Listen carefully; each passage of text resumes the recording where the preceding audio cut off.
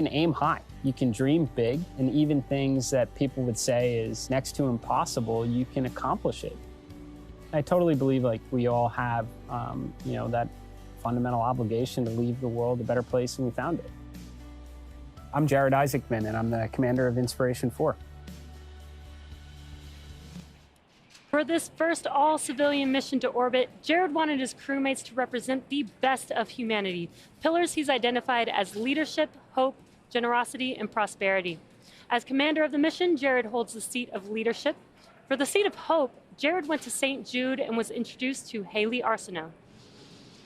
Hayley Arceneaux of Memphis, Tennessee is the medical officer of the Inspiration4 mission, overseeing medical care and experiments. She's a 29-year-old physician's assistant at St. Jude Children's Research Hospital, the same place that saved her life after being diagnosed with bone cancer at the age of 10. Hayley's treatment at St. Jude included chemotherapy and limb-sparing surgery that resulted in removing most of her femur bone and replacing it with a prosthetic.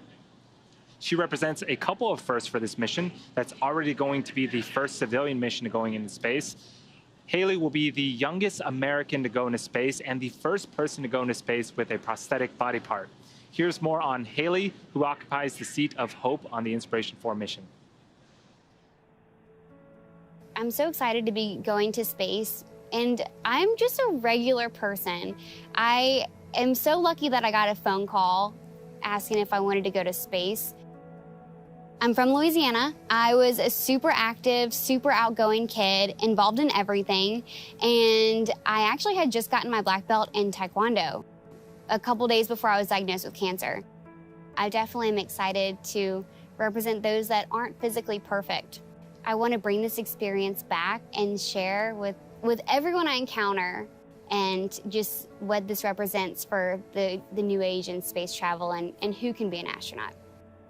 I've thought a lot about launch day. I've even had some dreams about launch day, and I still don't know what will be going through my mind. I know I'm going to be with a incredibly T-minus 4-hour excited. situational awareness Of course, briefing. I have the window seat. We're currently Looking counting out the down window to a and seeing Earth from space T000056 is UTC going to or be so incredible. Can't even put 20:56 into local words. time, But I'm with a minimum absolutely of 2 most additional excited liftoff about is we're opportunities gonna if call the required. St. Jude patients The from crew are currently in space. transit from Hangar X I'll to get Launch to video Complex call these kids 39A's that I've gotten suit-up to room. treat, and these The kids advanced going team is through currently on cancer the way to the treatment pad to and open the getting to side show hatch them and what prepare life for crew after arrival. cancer can look like. Vehicle gases are at me It's out. been incredible STS for me to checkouts are watch complete. how much this mission has already touched the kids at St. Jude and how much hope it's given them.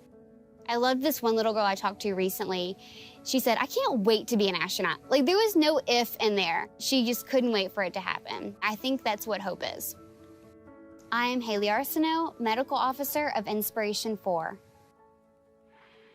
As part of the effort to raise money for St. Jude, Jared decided to give away one seat to a person at random who donated to the St. Jude cause. That seat, the seat of generosity, went to Christopher Sembroski.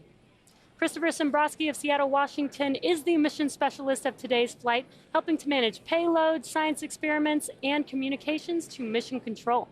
He is a 42-year-old mechanical and diagnostics lead at Lockheed Martin and a United States Air Force veteran. As an amateur astronomer, he grew up with a natural curiosity about outer space and even worked as a U.S. space camp counselor. He was awarded the seat of generosity after contributing to a special fundraising campaign for St. Jude Children's Research Hospital. Let's meet Chris, the Inspiration4 mission specialist. When I found out I was going to space, I was dumbfounded. I think I was just struck dumb for days.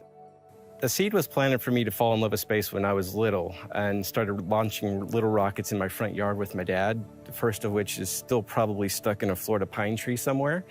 But when I first saw a space shuttle launch in person from the causeway, 6 to 8 miles away, you could still feel that rumble pounding through your chest.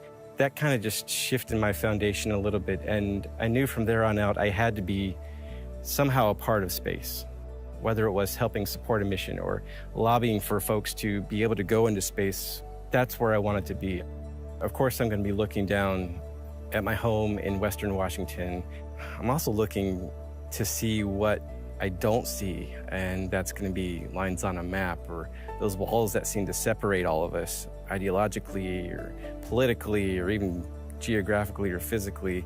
those don't exist when you get far enough out. And I'm really hoping to bring back that sense of what it means to only have that one small line that matters to all of us, and that's the atmosphere that keeps us separated from, the vacuum of space. As we get to launch day, I am gonna have the biggest smile going ear to ear. It's gonna be, I'm gonna be shaking with excitement. No fears or jitters at all about what's going to happen, but man, that's gonna be a heck of a show. I'm Chris Sembroski, Mission Specialist of Inspiration4. As an entrepreneur beginning in his teenage years, Jared reserved the 4th seat for someone who exemplified the entrepreneurial spirit. This 4th seat, representing prosperity, was awarded to Dr. Sian Proctor. Dr. Sian Proctor of Tempe, Arizona, is the pilot on board today's flight. She's a 51-year-old entrepreneur, educator, trained pilot, and active voice in the space exploration community. Her motto is Space to Inspire, and she encourages people to use their unique, one-of-a-kind strengths and passions to inspire others. She uses her Space to Inspire art to encourage conversations about creating a Jedi space, a just, equitable, diverse, and inclusive space for all of humanity. Dr. Sian was awarded the seat of prosperity after being selected as the top entrant of an independently judged online business competition conducted by the Shift4 Shop e-commerce platform. Let's meet Dr. Proctor, the Inspiration4 pilot. The day of launch, I'm going to be thinking about how my entire life has led up to this moment. I was born on the island of Guam, and the reason why I was born there is that my dad worked for the NASA tracking station. And so I feel like space has always been a part of me. When I got that call, that Zoom, and Jared was on there and he said that, they picked me for the prosperity seat, that I was going to go to space with him and be part of the Inspiration4, it really was like getting the golden ticket for Willy Wonka. Everything in my life finally came into focus, and I realized that it was all about this moment in time. I won the prosperity seat for Inspiration4, and I did that not as a geoscientist or an explorer or an analog astronaut, which are all on my resume. I actually won this as a poet and an artist. We are striving for that Star Trek generation, that idea of a just, equitable, diverse, and inclusive space, or a Jedi space. I'm gonna be the first Black female pilot of a spacecraft ever. And to me, that just blows me away. And I wanna encourage the next generation to dream that this is possible. And a Jedi space, that's what that's about. I'm Dr. Sian Proctor, and I'm the mission pilot for Inspiration4. If you're interested in learning more about the Inspiration4 crew and how they came together for this mission, you are in luck. Netflix and Time have been following the Inspiration4 crew in the lead up to their mission, and the first 4 episodes of the 5-part series are now available on Netflix. The 5th and final episode will be available not too long after splashdown and will include an insider look at their time on orbit. Yes, the docuseries is really well done. I think it's super cool that just a few days after this mission completes, we'll have the 5th and final episode. So it's almost like we get to experience what they experience real time. Yeah, I love that part of the docuseries. It's like you get to see the before. We're going to see launch today, and then we'll get a little bit of a recap afterwards. And it looks like on your screen, those Teslas are pulling up to the Falcon Support Building. This is the building that has our new SpaceX suit-up room. So the crew, once they park here, will get out shortly. Yeah, if you've been following along on previous missions, specifically with NASA astronauts, things look a little bit different today. Typically, we suit up in the astronauts suit up in the Neil Armstrong Operations and Checkout Facility, also known as the ONC facility. That is located a little bit closer to Hangar X, where we saw the crew walk out. For today's mission, the crew will be suiting up in the Falcon Support Building, which is actually located fairly close to the launch pad 39A. There's the crew making their way inside of the Falcon Support Building. And again, just as Andy mentioned, today is not a NASA mission. This is a mission for Inspiration4 with SpaceX. So we now have our own facilities, our own suit-up room that we'll be utilizing today, which they are currently entering right now. Yeah, so when they get inside, they'll have a mission and weather briefing. They'll also get tablets, which has all of the information and procedures they'll need and their schedule throughout the mission. And then they'll also don their spacesuits, the super cool, sleek-looking spacesuits. Yeah, and the really cool part about this is the process is similar to NASA. We just have different facilities that we're utilizing with some minor things that are a little bit different.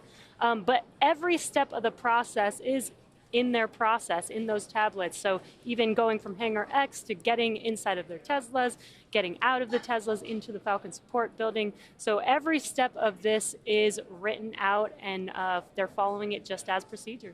Yes, yes. Later on in the webcast, we're going to talk a little bit more about what the astronauts have been doing. As Jesse mentioned, not just today, but throughout the last 6, 7, or 8 months, they've been very, very busy. Their schedules are jam-packed. They're learning a lot of things, doing a lot of cool things. But yes, here's a view of the Falcon 9 rocket, and sitting on top of that is the Dragon spacecraft that will be taking them to orbit in just under 4 hours.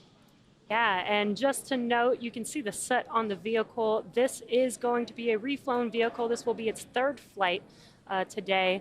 And the Dragon vehicle sitting on top is Dragon Resilience, which flew on the Crew 1 mission just last year. Yes, this vehicle came back in May of this year and has been undergoing refurbishment and checkouts to make sure it is ready for flight. The first stage down below, this is going to be its 3rd time flying.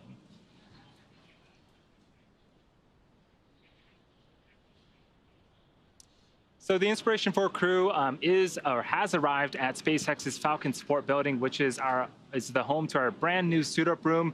And you'll notice that this happens to be right across the street from historic launch pad 39A, which is where the crew will lift off in just under 4 hours from now. This is the same launch pad that NASA used for the Apollo missions that first put people on the moon back in 1969. Once the crew is inside the Falcon support building, the SpaceX team will brief the crew with weather and launch details and give them their tablets, which they will bring with them on the flight. At T-minus 3 hours and 20 minutes, the crew will begin suiting up for the world's first all-civilian mission to space. Once they are suited up, they will exit the Falcon support building and get back into their Teslas. We will have 2 astronauts in each of the Teslas, led by a support vehicle. The crew will make that short drive to the launch pad, and once they arrive, the crew will ascend the fixed service structure in an elevator up to the 255-foot level.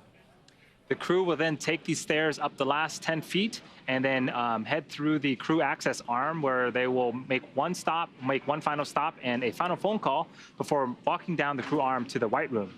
And the White Room is their last stop before climbing into the spacecraft, a process known as crew Ingress. During Ingress, the SpaceX team will run a series of checks to ensure the suits, the seats, and vehicle interactions are all functioning properly. After all the vehicle and crew checkouts are completed, the SpaceX closeout team will close Dragon's side hatch and depart the pad. At T-minus 40 minutes, the crew access arm will retract away, followed by the arming of the launch escape system. Now, once the arm is retracted and the escape system is armed, propellant loading on Falcon 9 will begin. At T-minus 5 minutes, Dragon will be configured for what we call terminal count. Now, this is when Dragon's onboard computers take control of the spacecraft. And finally, at T0, Dragon and Falcon will lift off from pad 39A. Roughly 12 minutes after liftoff, Dragon will separate from Falcon 9's 2nd stage and spend the next 3 days conducting science and taking in breathtaking views as they orbit around the Earth. At this point, the crew should be heading into their first briefing of the day. Now, during the briefing, the crew will receive their tablets, which is kind of like the SpaceX version of the Hitchhiker's Guide to the Galaxy. Their tablets have everything that they need for the mission. And in addition, the briefing will cover the expected liftoff schedule as well as any weather impacts. Now, weather is always an important factor for any launch, but for this mission, it's a bit more complicated than usual. All of SpaceX's previous missions carrying humans has been destined for the International Space Station, where the crew would stay for an extended period of time. For this mission, the crew is not going to the International Space Station and will return to Earth in about 3 days' time. Therefore, we need to ensure that we have good weather not only for liftoff, but also for splashdown. Our recovery teams have been monitoring all 7 of the possible landing sites in the days leading up to this mission. And at this point, we are currently a go at both liftoff and primary splashdown site. The teams will continue to monitor weather throughout the countdown and will make the necessary adjustments if anything changes. So while the Inspiration4 crew is getting their briefing on current status, let's get our very own briefing on the vehicles that will be taking the crew to orbit today with our very own Kate Tice.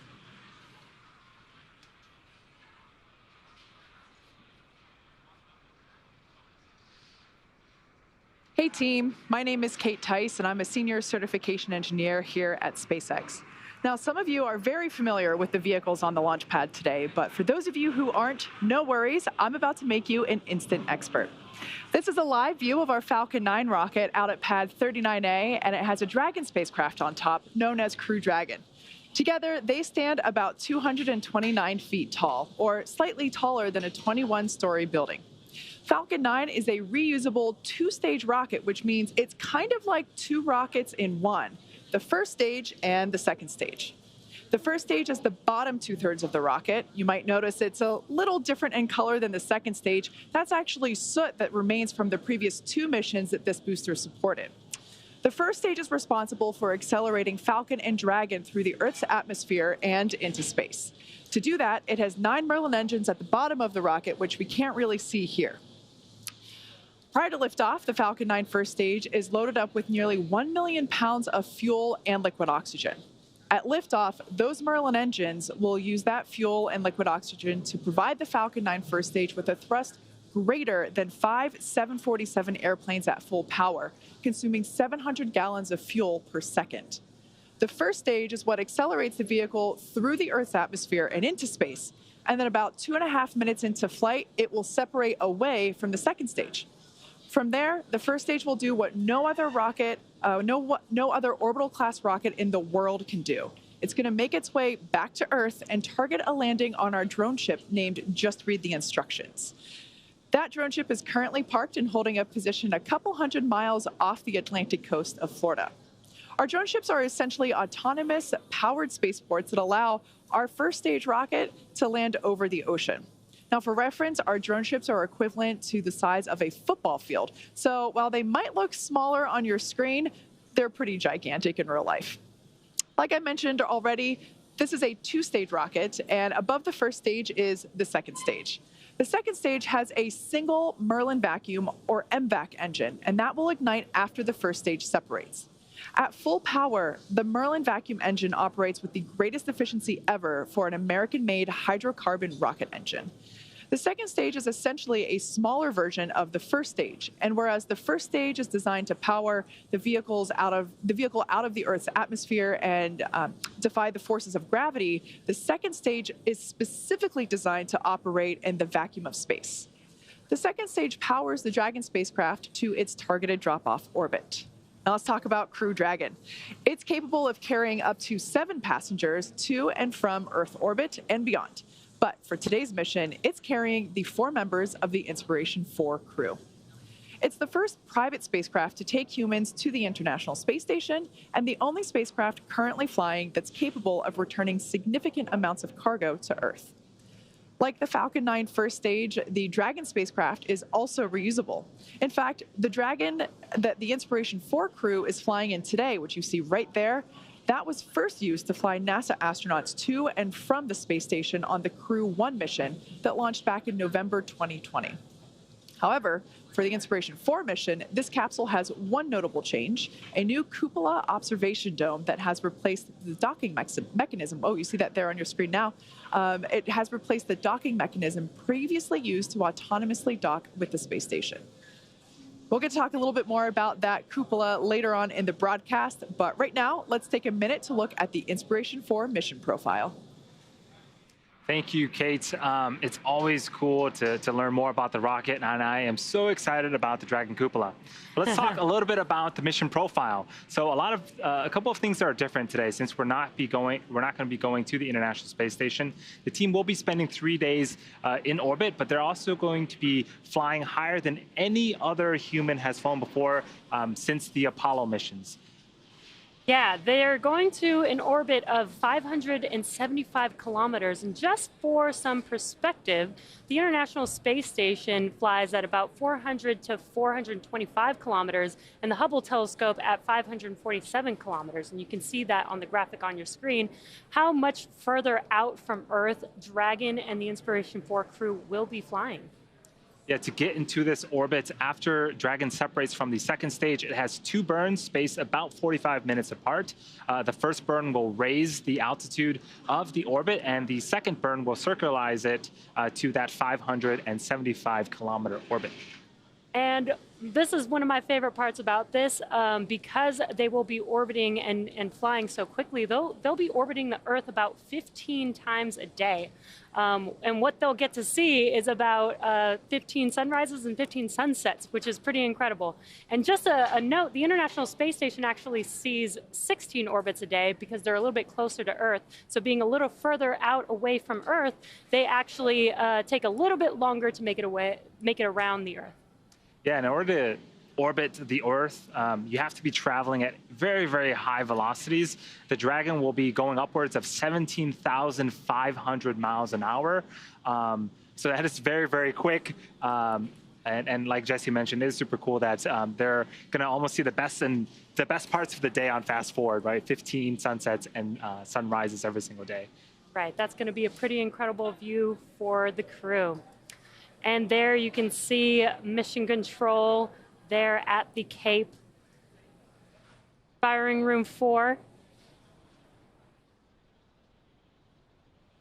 Now this is the one of the 2 control rooms for today. This is Launch Control in Firing Room 4 at Cape Canaveral. Now this control room is responsible for monitoring Falcon 9 throughout the countdown up until launch. And then second, we have Mission Control here at SpaceX headquarters in Hawthorne, California. The team in Mission Control takes over at liftoff and is responsible for close monitoring of the crew and Dragon every step of the way as the spacecraft orbits the planet along this customized flight path. Now on console or headset are a number of key positions who are monitoring the health of the vehicle and the crew. The mission director, responsible for mission success, is in charge of the room. Person you hear talking to the astronauts is the Crew Operations and Resource Engineer, or CORE. There she is on screen. That's Sarah Gillis. If you've watched the docuseries, we've gotten to know Sarah quite a bit. The other positions are focused on things like navigation and control of the vehicle, avionics, software, propulsion, life support systems, and communications with ground segments. Different members of the SpaceX team will rotate through these positions throughout the mission to ensure 24/7 coverage of the crew and Dragon through splashdown a few days from now. Now that, my friends, is a brief overview of the missions and profile for the world's first all-civilian mission to orbit. With that, let's get the latest on the weather and vehicle status from lifelong rocket engineer and Reddit fan favorite, John Insprucker. John, how are we doing? Thanks, Andy. I'm John Insprucker, Falcon 9 Principal Integration Engineer here at SpaceX. We're currently just over T-minus 3 hours, 39 minutes to go. And a short time ago, at T-minus 3 hours, 45 minutes, the crew received their weather briefing. The good news is the weather around the world is looking good for a launch opportunity tonight. We have a 10% probability of violating weather constraints, which is like a 90% chance of good weather. We're going to be watching the ground level winds. We're going to be looking for anvil clouds, possible pop-up thunderstorms. But right now, 10% probability violation in Florida late in the summer. That's really a nice low number. So things are looking good both there and also at contingency landing sites around the world. Plus, we also have to look ahead 3 days to when the crew is going to land to make sure that the weather conditions at a landing site there will also be good.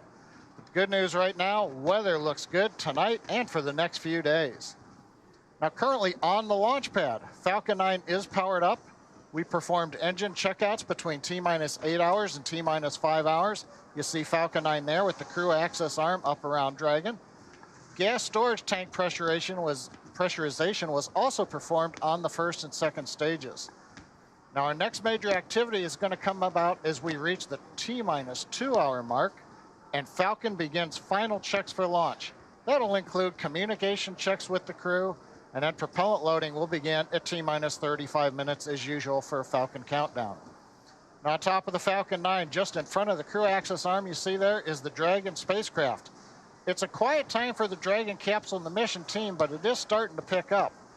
Now the launch pad is currently cleared of all personnel, except we did clear in about 20 minutes ago the advanced team to head on up to the White Room, and they'll be supporting the arrival and ingress of the crew, getting the capsule ready, making sure the cabin speaker is set up, things like that. So they were cleared, they're headed up. We're waiting to hear that they are now in the tower and making their way to the White Room. We ought to hopefully get a view here shortly, and they'll begin preparation of the arrival of Inspiration4 crew.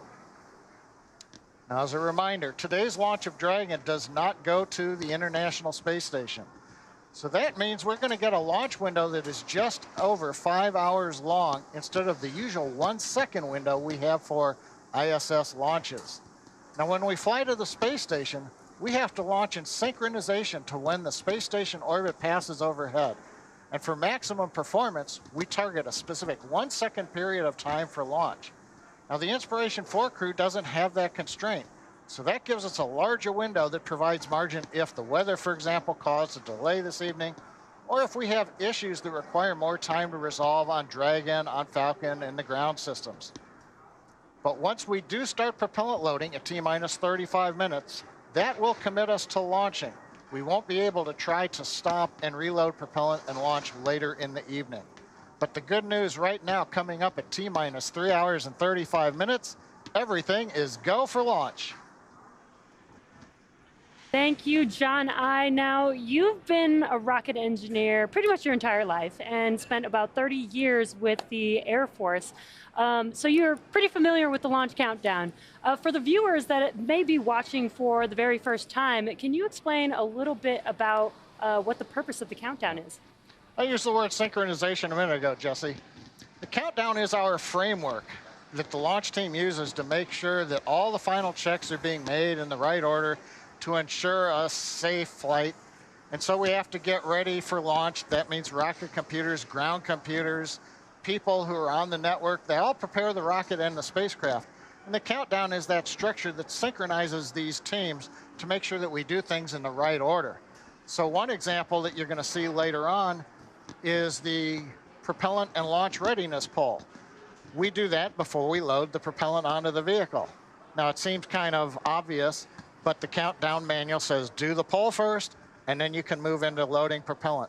There are many what they call interlocks in the procedure. It says make sure you do this step before you do this one, because that's the safest way to count the rocket down and prepare the Falcon 9 and the Dragon for spaceflight.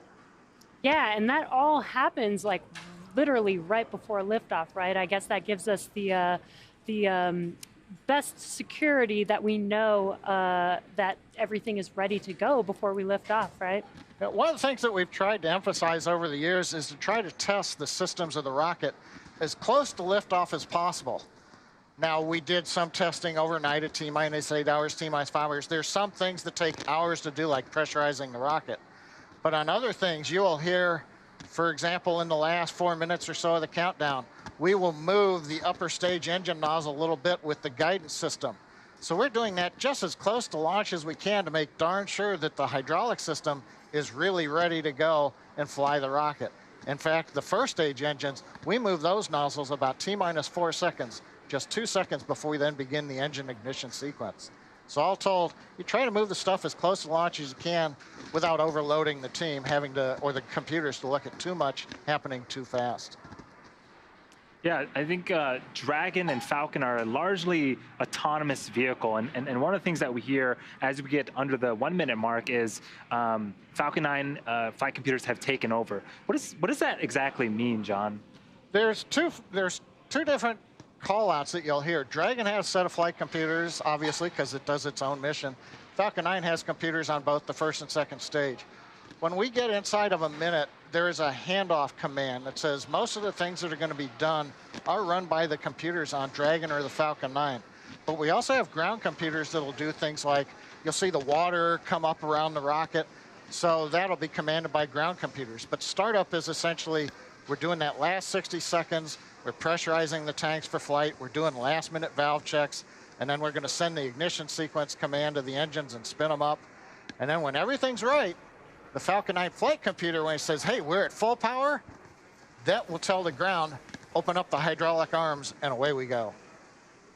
Amazing. Thank you so much, the all-knowing John I.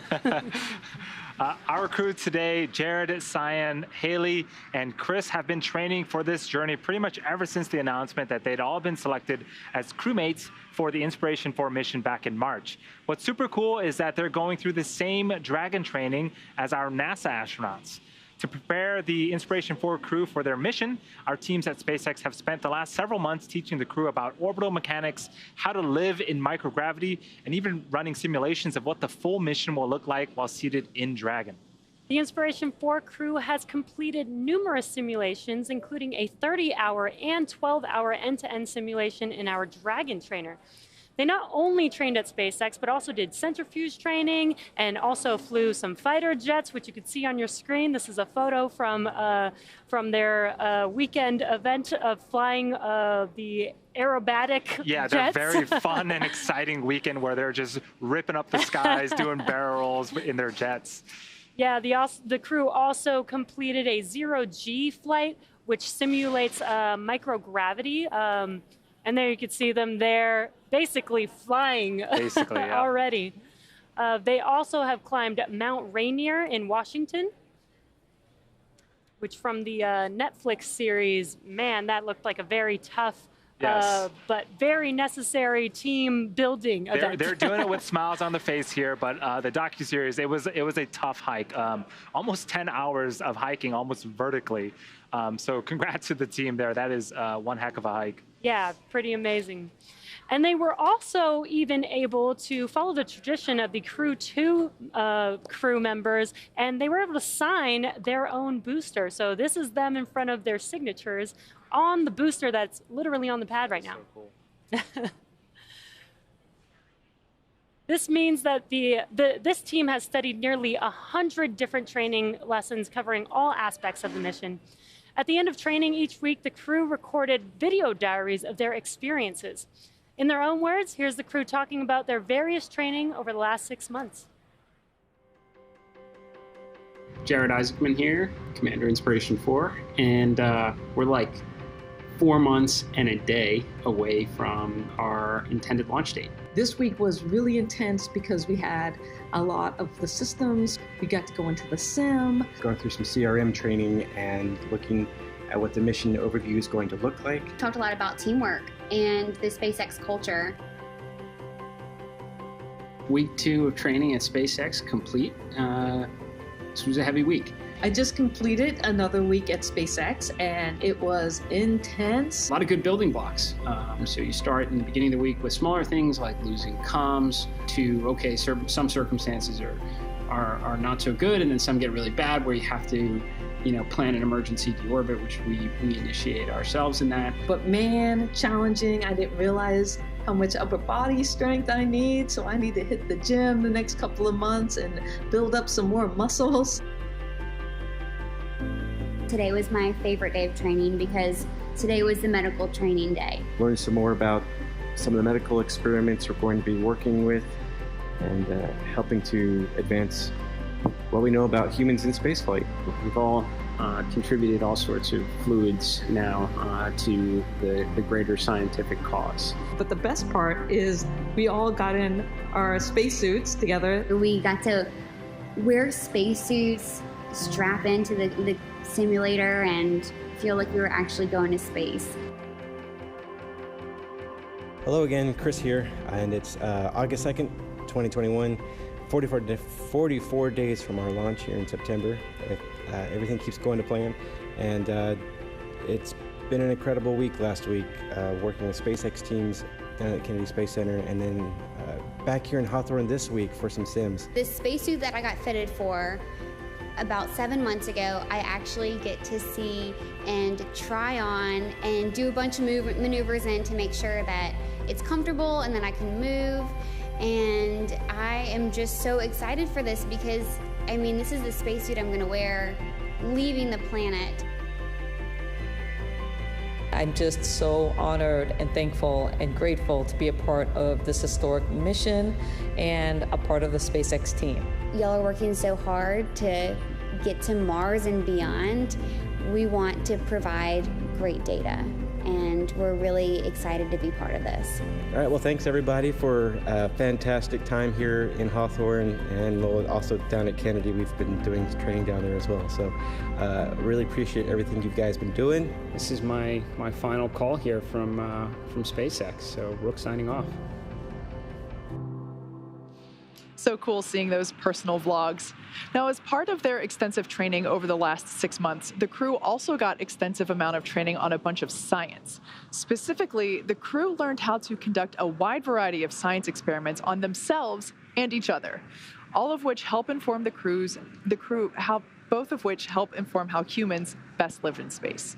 These experiments were designed by the Translational Research Institute for Space Health, also known as TRISH. Joining us now from Cape Canaveral is Jimmy Wu, a senior biomedical engineer with TRISH. Hey, Jimmy. Hey, Kate. Thanks so much for joining us. Can you tell us a little bit about what a senior biomedical engineer does? Yeah, sure. My role really is to look at the cutting edge of research and technology that keeps humans healthy on Earth, and then work with those researchers and those engineers to see how we could apply it into space, how we could implement it so that we can keep humans healthy in space. And then really the ultimate benefit is to be able to return those improvements back to Earth so that it can help humanity. Sounds like a pretty important job. In layman's terms, what is TRISH and why is it important to us? Yeah, so TRISH has a partnership with NASA's Human Research Program. And so I kind of want to use an analogy of what SpaceX was to NASA when SpaceX came on board, about a decade ago. And NASA asked SpaceX, hey, can you make rocket launches cheaper and more accessible to everyone? And so TRISH kind of has that same relation with NASA, where the Human Research Program has asked us to say, can you make biomedical research and medical health can you look at that and make that more accessible to everyone? Can you look at other ways that we could do research to help be more innovative, to be more entrepreneurial, to bring in new ideas, new industries to help contribute to keeping humans healthy in space? Awesome. Now, in terms of the Inspiration4 mission, can you tell us a little bit about what's unique about this particular research effort? Yeah, I think what's really unique is it's really intended for the ordinary individual, right? And so when you talk about NASA research, their population is the professional astronauts. Well, the Inspiration4 crew is average, ordinary individuals like you and I. And so we have to modify and adapt the science so that it's easier for them to implement. And as you saw earlier with the earlier clip, they're doing experiments on themselves. They're doing experiments with each other. And so they're not trained on how to do that. And so what ends up happening is what we're learning is not just the data that's being collected about them and how their body changes in spaceflight, but it's also how do we collect that data. And if we can make the means of collection a lot easier for ordinary individuals like the Inspiration4 crew, it means we can also do that for the average person here on the planet Earth. Ooh, that's a really interesting point. Can you go into a little bit more detail on what you mean by making that available to everyone here on Earth? Yeah, okay, sure, I'd love to. So the experiments are involving ultrasound, blood draw, collecting vital health monitoring information, sensory motor data, and some psychological performance data. So normally, if you do that on Earth, you usually go to the doctor's office, you go in a laboratory, and there is a trained person who does that. And so that means that you have to go to a place that has a limited access, so you have to make an appointment and things like that. And so what we've done with the technology, as you will see with the Inspiration4 crew, is they can take care of it themselves. They can collect the data themselves, and you're already sort of seeing that with, for example, the health monitoring, right? They've got the Apple Watch devices that allow them. We see that today with our consumer market where we're kind of in charge of our own health. It basically gives the individual and empowers the individual to take care of themselves. And I think ultimately that's what it comes back to is what we're doing here at Trish is it's not just healthcare for people in space, but it's also healthcare for all of us on Earth. And I think to me, that's really the message I want to share with everyone. Awesome. I'm really happy to hear that. I think we have some demonstrations later on in the webcast with some of those collection items that you mentioned. Now, of everything that we've spoken about so far, which of these research projects that are going up are you most excited about? That's not really a fair question. These are really all our babies, right? I mean, how do you pick your favorite child? So, I think to answer your question, it would probably be the butterfly ultrasound project. Probably because, prior to joining Trish, I worked at NASA Johnson Space Center supporting the medical devices that the astronauts use to stay healthy. And I've seen the iteration of ultrasound over the years. And so I'm really excited about this device because it's smaller, it's lighter, it's easy to use. It is fantastic. And just to see the evolution of ultrasound in spaceflight and being part of that, that's what I'm excited about. I'm most proud of. And I'm excited to see where we can go with this, with this crew, and then going into the future as well for human spaceflight. Awesome. Thank you so much. Jimmy Wu, Senior Biomedical Engineer at Trish. Thank you so much for joining us today. At this point, we are 3 hours and 21 minutes away from launching these experiments with the Inspiration4 crew. Let's head back over to the desk and check in with Andy. Jimmy, Kate, thank you so much. In addition to all of the awesome science going up on today's mission, the Inspiration4 team is also using this mission to bring awareness and help fundraise for St. Jude Children's Research Hospital. In 1962, the same year an American orbited the Earth for the first time, St. Jude Children's Hospital opened up in Memphis, Tennessee, committed to finding cures for kids with cancer and other life-threatening diseases, regardless of their race, ethnicity, beliefs, or family's ability to pay. Treatments invented at St. Jude's help push the overall childhood cancer survival rate from 20% to more than 80% in the United States. However, in many developing countries, fewer than 1 in 5 children diagnosed with cancer will survive. St. Jude has a bold mission to change that.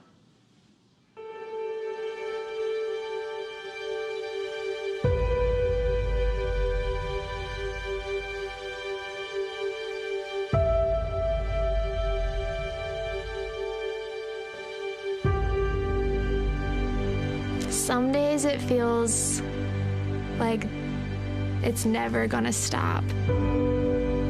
It's kind of a mental war. Sometimes you just feel like it's not gonna get any better. Lo primero que le pregunté a mi papá fue, papi, yo me voy a morir. When you go through suffering, you learn a lot about yourself. Good stuff comes out of every bad situation. Dark circles all around my eyes. I was just out of it. In one moment, those 3 words, you have cancer, and my whole life changed. Without cancer, who am I? I feel like I could do anything. I could go to college, be a nurse, be a doctor, anything. I'm a straight A student, focusing on getting my bachelor's degree in journalism. I'm just doing one step at a time. I would like to go in the filming industry. It's kind of always been something awesome to me, but it's gonna take some work. While I was going through chemo, I learned how to read greens. I chipped and putted, I worked on sand shots, stuff that I would need to know. The best score I've had is an 86, but I really want to get down to 85 or less. I've been working at it, and I think that that's achievable now. I'm not the same person I was when I first went into this. I'm a better human being and individual because I went through St. Jude. It wasn't like a hospital, it was like a fun-loving community, a family.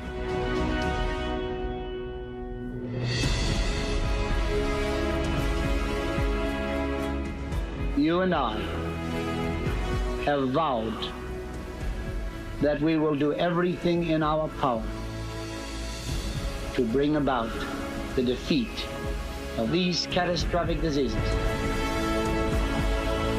St. Jude Children's Research Hospital, world-renowned. I need your help. Advancements in pediatric science. I can't do it alone. And clinical care. Please help me. We're going to treat children of every creed, nationality, and color. And by the grace of God, it shall be done.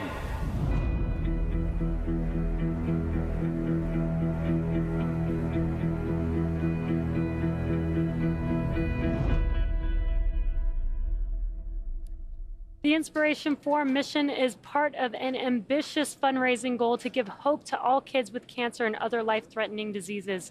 The goal is to raise $200 million for St. Jude. Jared committed $100 million of his own money, and the team raised almost $30 million so far, but we still got a ways to go. If you're watching on the SpaceX YouTube channel, you'll notice that there's a donation button where you can make your own contribution. Any amount, big or small, makes a big difference. So it's super easy to do, and you've got plenty of time before liftoff. So click the donate button and give what you can to help save a child's life. And this is super exciting. We haven't seen the crew for a little bit, but they have been busy. This is Dr. Sian Proctor suiting up in the Falcon support building. There is the new SpaceX suit up room again. This is our newest facility for suit up, which is a little bit different than what you've seen if you've been following along our NASA crew missions. Again, the crew missions suit up in the O&C building. This is the new SpaceX suit up room in the Falcon support building.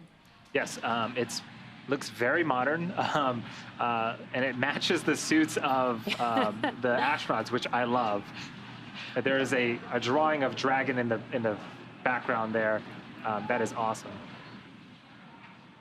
So what we see now are the suit technicians assisting the crew to get in their spacesuits, which have all been custom fitted, make sure that everybody is zipped up and ready to go, and most importantly, comfortable in their suits. Yeah, all the suits are custom made for the astronauts. The chairs themselves are also custom made for the astronauts. And you'll notice that the suit technicians have some numbers on their back. There are a lot of folks in the room, and with masks and everything, sometimes it's easier just to reference folks by a number. That way the crew can get what they need quickly. The astronaut that you see standing there on your screen, that is Commander Jared Isaacman with a suit tech helping him get fitted right now. Now, if I'm not mistaken, this isn't the first time they've worn the flight suits. They put them on during the crew integration training exercise, but when they were here in Hawthorne, for example, they're using test suits, aren't they? That is correct. So they do, while their suits are being made, because they're custom made, they take a little bit of time to create. They do have some training suits that they utilize until their suits are ready. I don't know if you guys were following along with them on social media, but yeah. I was following them, and when they got to wear their suits for the first time, that was it. I could just see the excitement. So it's really cool to see them put them on for the actual mission today. And when we say that they're custom fitted, it truly is a custom process specifically for Hayley. So as we all know, she is a survivor of pediatric cancer. She had bone cancer. I believe it was her right leg, her right knee. And when she was getting fitted up for the spacesuits, one knee was actually slightly larger than the other. And that was taken into account because, again, we want everybody to be comfortable. We want these suits to fit appropriately because that's part of the safety factor as well. So, yeah, this customization that we go through, so there's really no opportunity for anybody to switch spacesuits. That's not an option. But specifically for Hayley, this was a very important feature of our spacesuits because ultimately it allowed her to have a spacesuit that will keep her safe. Exactly, and these suits are utilized for safety. In the unlikely event of a depressurization inside of the cabin, the suit provides nitrox and keeps them cool and provides them some oxygen. So it is very, very important that these suits fit them well so that they don't damage them And again, these suits are basically like an extension or like a spacecraft in itself, right? Exactly. On the other hand, if you remember, like when Apollo astronauts would walk out of the O&C building, you know, they look very bulky, giant helmets, look like lots and lots of layers spacesuit. They're going either outside of the Apollo module, they'll be exposed to vacuum, they're going to be going onto the moon, doing the EVA. So that's a case where they really had to have big, bulky suits to protect them outside. These look nice and streamlined because they're going to be inside of the pressurized Dragon, yet still being able to provide a safety shell around them, just in case something happened in the capsule. Yeah, speaking about being inside the Dragon, we got to talk a little bit more about the cupola. This mission is going to debut the brand new Dragon cupola. It is integrated on top of the Dragon vehicle and the largest continuous window ever flown in space. Here's a shot of it being installed. So the total viewing area is over 2,000 square inches. And again, it's the largest window ever sent to space by a factor of 2.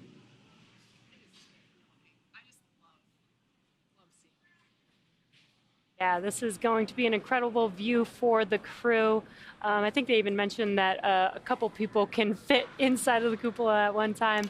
And you may have seen the cupola on the International Space Station. That's actually a large cupola, but it's made of multiple different pieces put together. So you don't get that continuous view. This cupola will actually allow them to get that full continuous view. And since, as John mentioned, they won't be going exterior to the Dragon, it'll almost kind of give that feel. So on screen right now, this is some testing that we've done with the cupola, sending it through extreme temperatures, and you can see some rods pushing in on the scratch layer of the cupola window to make sure that, again, it is first and foremost safe for the astronauts and does what it needs to do while in space. Yeah, it's pretty incredible. Very excited to see that. And we've got an inside look into the SpaceX suit-up room once again, and we have the full crew there, and that is Hayley Arceneaux on your screen. She is the medical officer on this mission for today. And Chris, I think he's thinking he has a lightsaber in his hand. They're having a blast. Next, right behind Hayley is Dr. Sian Proctor, and talking to her is Chris Sembroski.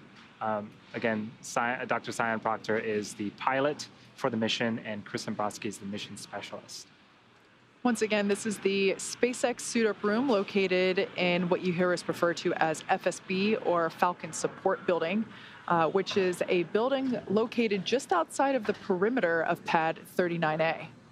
This is our new suit-up room, and while it might look like you're watching a black and white movie, it is in full color there. We can see that everything is, like we mentioned before, super streamlined, super clean, and wow, those spacesuits really stand out. They look so great. I have a feeling they might be lining up for a photo here. Yeah. Yeah, also, like, we've got the display in the room, so they can see the Dragon capsule they're going to be headed to shortly. Crew access arm in position while the advanced team begins working to get the capsule ready for them. And there they are. Looks like they're finally all suited, maybe getting ready potentially for some photos here. We actually asked the crew what it was like to put their custom spacesuit on for the very first time, and here's what they had to say. I was so excited and so smiley when I got to put on my actual spacesuit, because I'd gone through several fittings over the last couple of months, and when I first saw my spacesuit, I just couldn't believe that is what I was going to wear on the way to space. The idea of having a spacesuit with my name on it and designed specifically for me was, I mean, it was the most amazing, fantastical thing. Feeling-wise, it felt very much just like the training suit. So training, I mean, consistency in training versus how we're going to fly.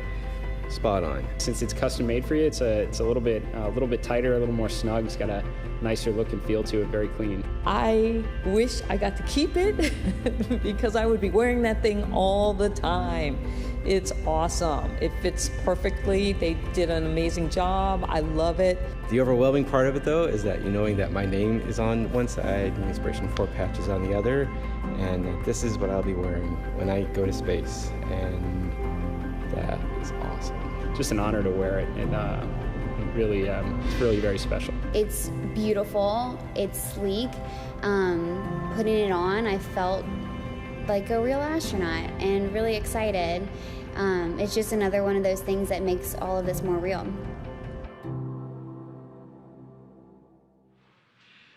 We're approaching T-minus 3 hours and 7 minutes until liftoff of Inspiration4. If you've just joined us recently, this is the first all-civilian orbital mission, and we have 4 individuals traveling on Crew Dragon to space today. They are suited up, and we are anticipating them to walk out of the Falcon support building, hop in those Teslas that you see there on your screen, and make their final transport to pad 39A. Yes, the pad where the vehicle is awaiting them, it's about 2 or 3 minute drive away. It's technically a walkable distance, but we're not going to make the astronauts walk in the hot Florida weather. So they get to hop back into the really cool Teslas and make a short drive to the pad. And Andy, I don't know about you.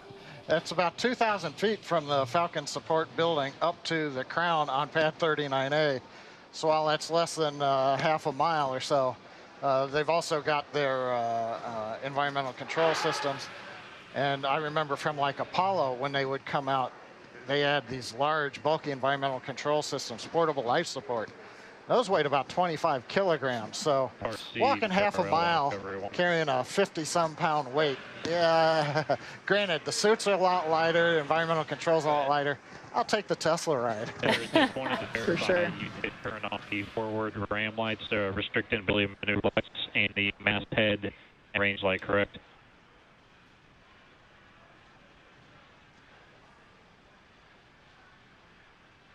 Pausing for some comms. Hey, sorry, there. Can you come back with that one more time?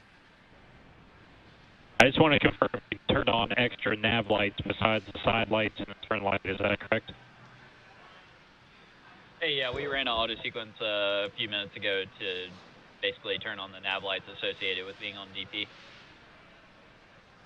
Okay, got that. Sounds good. Just wanted to verify.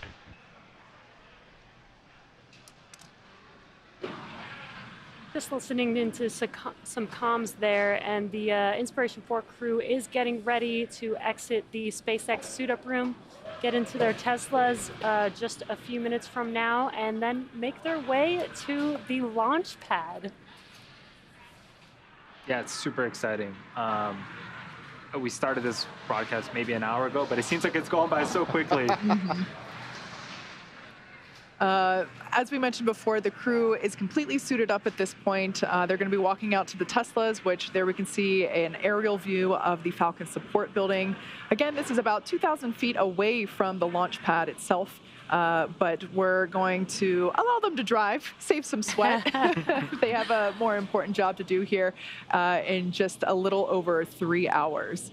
Yeah, and these Teslas are actually designed and custom made for the spacesuits. Actually, they can hook up their umbilicals to the Teslas, and there is the Inspiration4 crew walking out of the SpaceX suit-up room, looking very excited. Some fist bumps going around. And their suit tech crew is also going along with them. Looks like they're taking some final photos before they hop back into those Teslas. So this is the first time that the crew has stepped outside today in their flight suits. They're now entering the Teslas. Love this new shot that we have for this launch. We are inside the Teslas there with the crew. And we've been told that they have a playlist. We unfortunately can't hear it for ourselves. But hopefully we'll be able to see them, singing along. I would love some space car karaoke. Yeah. Hey, you never know. We might be able to see that on the camera there. And this looks like Jared Isaacman, the commander for Inspiration4, with Chris Sembroski, again, hooking up their umbilical ports to the Teslas. That'll keep them cool for this short ride to the launch pad.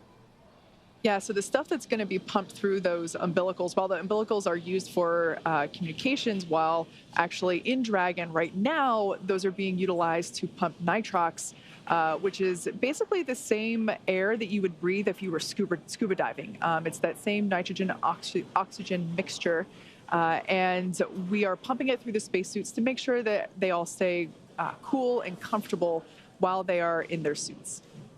Yeah, the suits are super complex, and you can consider them sort of a spacecraft of their own. They actually will regulate and monitor the temperature inside the spacesuits, and if it gets a little too warm, they'll start flowing that nitrox in to keep the astronauts nice and cool and comfortable. So we see 2 Teslas parked there, and one of them will have Sian and Hayley, and the other will have Jared and Chris. And both of those crews in there, we can see the Falcon wing doors closing. CRL on recovery point. Go ahead.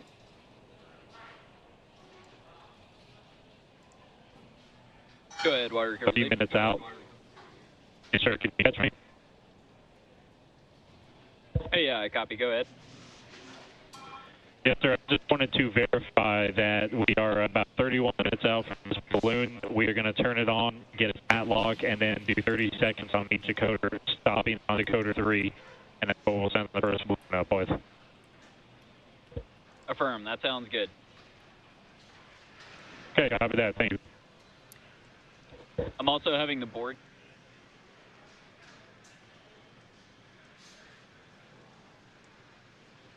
The crew is now passing the hangar at pad 39A. This is where the spacecraft and launch vehicle are integrated together horizontally. This building is also known as the Horizontal Integration Facility. And they're now passing the gates at pad 39A. This is the safety perimeter at the pad. And you can see how close that launch pad is to the Falcon support building. That was just a very, very short drive. You got some great weather in Florida. The crew is making their way uphill, and towards the crest of that hill is Falcon 9 and Dragon awaiting them. This is a great drone shot of the facility and launch pad. Now, while we have this great view, I want to take a second to talk a little bit about the history, because this is hallowed ground that we're approaching here. Pad 39A is the launch pad where NASA sent the first humans to the moon. This is where Apollo 11 launched from, and as well as the first ever Saturn V rocket launched from there. This is also a launch pad where the last Apollo mission launched from, Apollo 17. It was after the Apollo program ended, it was then refurbished for the space shuttle program, and the majority of space shuttle missions departed Earth from this launch pad, including the final space shuttle mission, Atlantis STS-135, in 2011. In 2014, SpaceX signed the lease agreement with NASA for this launch pad, and we then began to make safety and functional upgrades. So what you see there is the base of what used to be the fixed service structure from the shuttle days. So everybody might recall that iconic pad from the shuttle days, near and dear to my heart personally. And we did have to remove the rotating service structure portion of the pad for safety, and also it was just unnecessary for Falcon 9. But the bones of the fixed service structure are still there. What we see here is a view of the elevator shaft, and this is the same elevator shaft used these astronauts getting their first look at Falcon 9 on launch day. There it is. The famous lean back. Must be breathtaking for them. You can almost see the size of how, we're close up on the crew right now, but how far they have to lean back to look at the top of the vehicle. It's a shame they don't wander over and look at the business end of the Falcon 9. Kate, you're talking about the history of the pad. They built what's essentially a giant concrete structure on the Florida land back in the early 60s. and you've got about a 5% grade that we saw them drive uphill to get up to the crown there. But if you go over to where the Falcon 9 is, centered up above the flame bucket, that's about a 13-meter drop down to the bottom of the fire brick. So, you know, that gives you an idea of what it takes to channel the nearly 2 million pounds of thrust. I just want to point out, it looked like we had a team lean back there. I don't think we've seen that yet. And this crew grew so close to each other. And if you haven't seen the Netflix documentary Countdown Inspiration4 Mission to Space, you can really see how they grew as a team and a family, and you can even see it here on the screen. For sure. Something that I really appreciated, I forget who pointed it out, but it was one of these four, noted that each of them are in a different decade in their life. Yeah. So Hayley is 29, Chris Sembroski is 41, Dr. Proctor is 51, and Jared Isaacman is 38. So they're in a different decade in their life, and this mission has brought them together, and the camaraderie is evident pretty much every step they take. And it looks like Dr. Sian, Proctor, and Hayley Arceneaux are the first to enter one of the elevators, waving. Just kidding. That's happened to everyone. So they're going to take this elevator up to the 255-foot level. And so this elevator shaft is not marked by floor levels, but rather foot levels. So they're literally riding up to 250 feet above ground. The exit of those elevators are there. And they will exit the elevators and then climb up a small set of stairs to the level above, which is where the crew access arm. And the reason for this is that Falcon 9 crew loading is a little bit higher than where the shuttle crew loading occurred. So the 255-foot level is where shuttle crew, and there they are, Dr. That's a Sian fast Proctor. elevator. It is. It really is. I've been in it a few times. You leave your stomach on the ground when it takes off. Yes, so Kate, you were mentioning some of sort of the guts, so to speak, are the same. The elevator is the same, minus some maintenance and needed maintenance.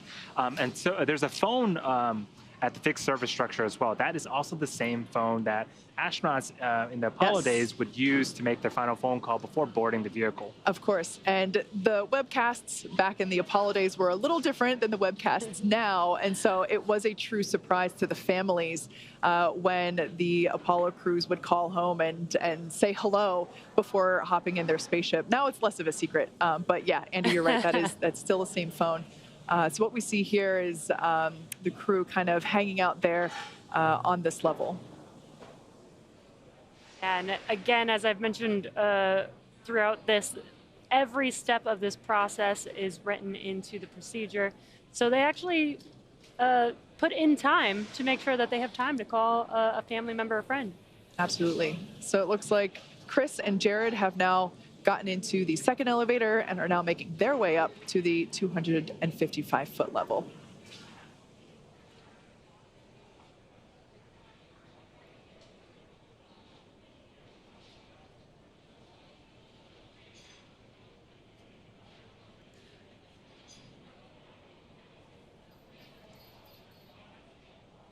And if you're just now joining us, you are currently tuned into the Inspiration4 crew mission to space. This is the very first all-civilian crew to orbit, and exiting the elevator is Chris Sembroski, the mission specialist, with Jared Isaacman, the commander of the mission today.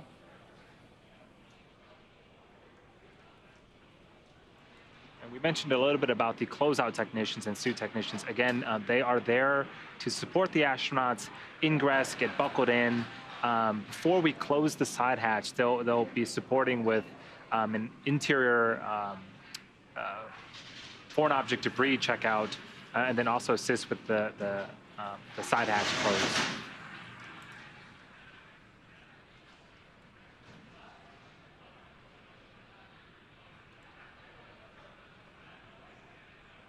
You'll notice some markings on the floor. These are very important.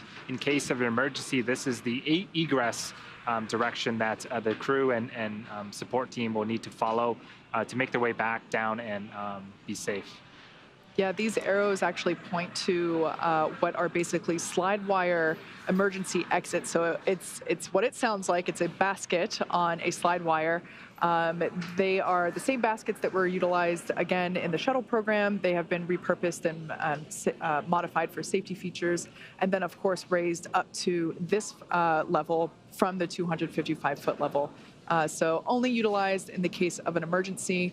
But we've been talking a lot about how the crew has been undergoing training since March, and actually egress training is part of it. So they are prepared for all nominal situations as well as off-nominal ones in the unlikely event of an emergency. And that's what those arrows are essentially pointing to, is the quickest path to safety.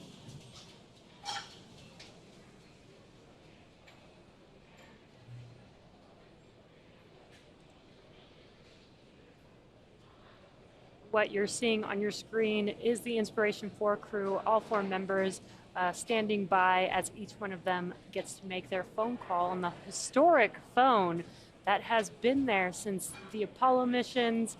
I think it even still has the same analog buttons on there, so no digital iPhones there. It's the original phone that they get to utilize. Can confirm it is a rotary phone. Love that.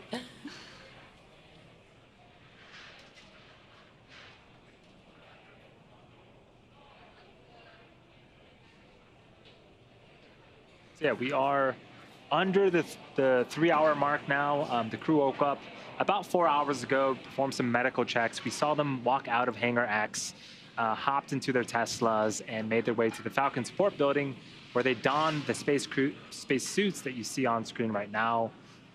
They took another ride to Launch Pad 39A, went up the elevator, went up a flight of stairs, and now they are making their way through the crew access arm. That is the corridor that you see on screen right now. And what a sight to see with them hugging as they're walking. Oh, they look so excited. So these are essentially the last steps that they will take on planet Earth for the next 3 days. Obviously taking a moment to enjoy the view, smell the roses if there were any. They're just absolutely excited and ecstatic.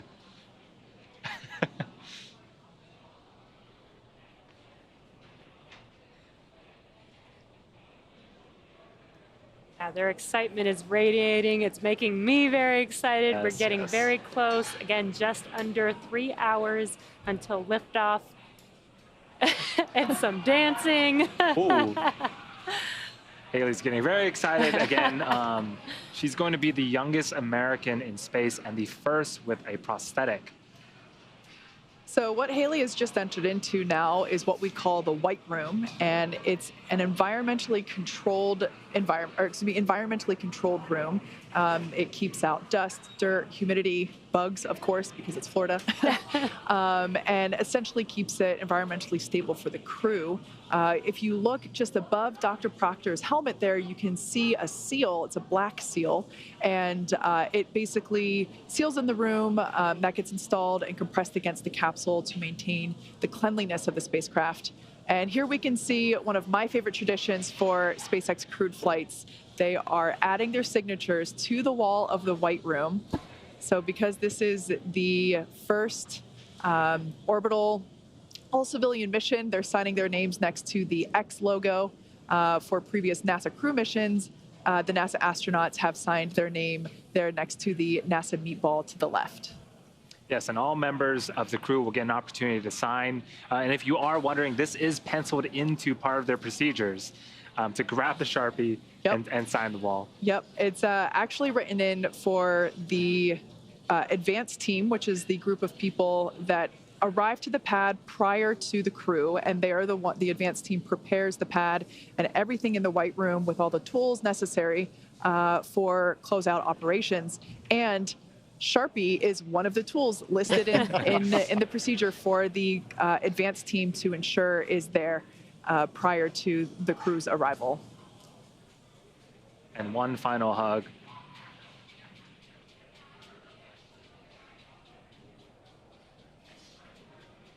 So in the background, around the seal, you can see that is Dragon, and the side hatch is open.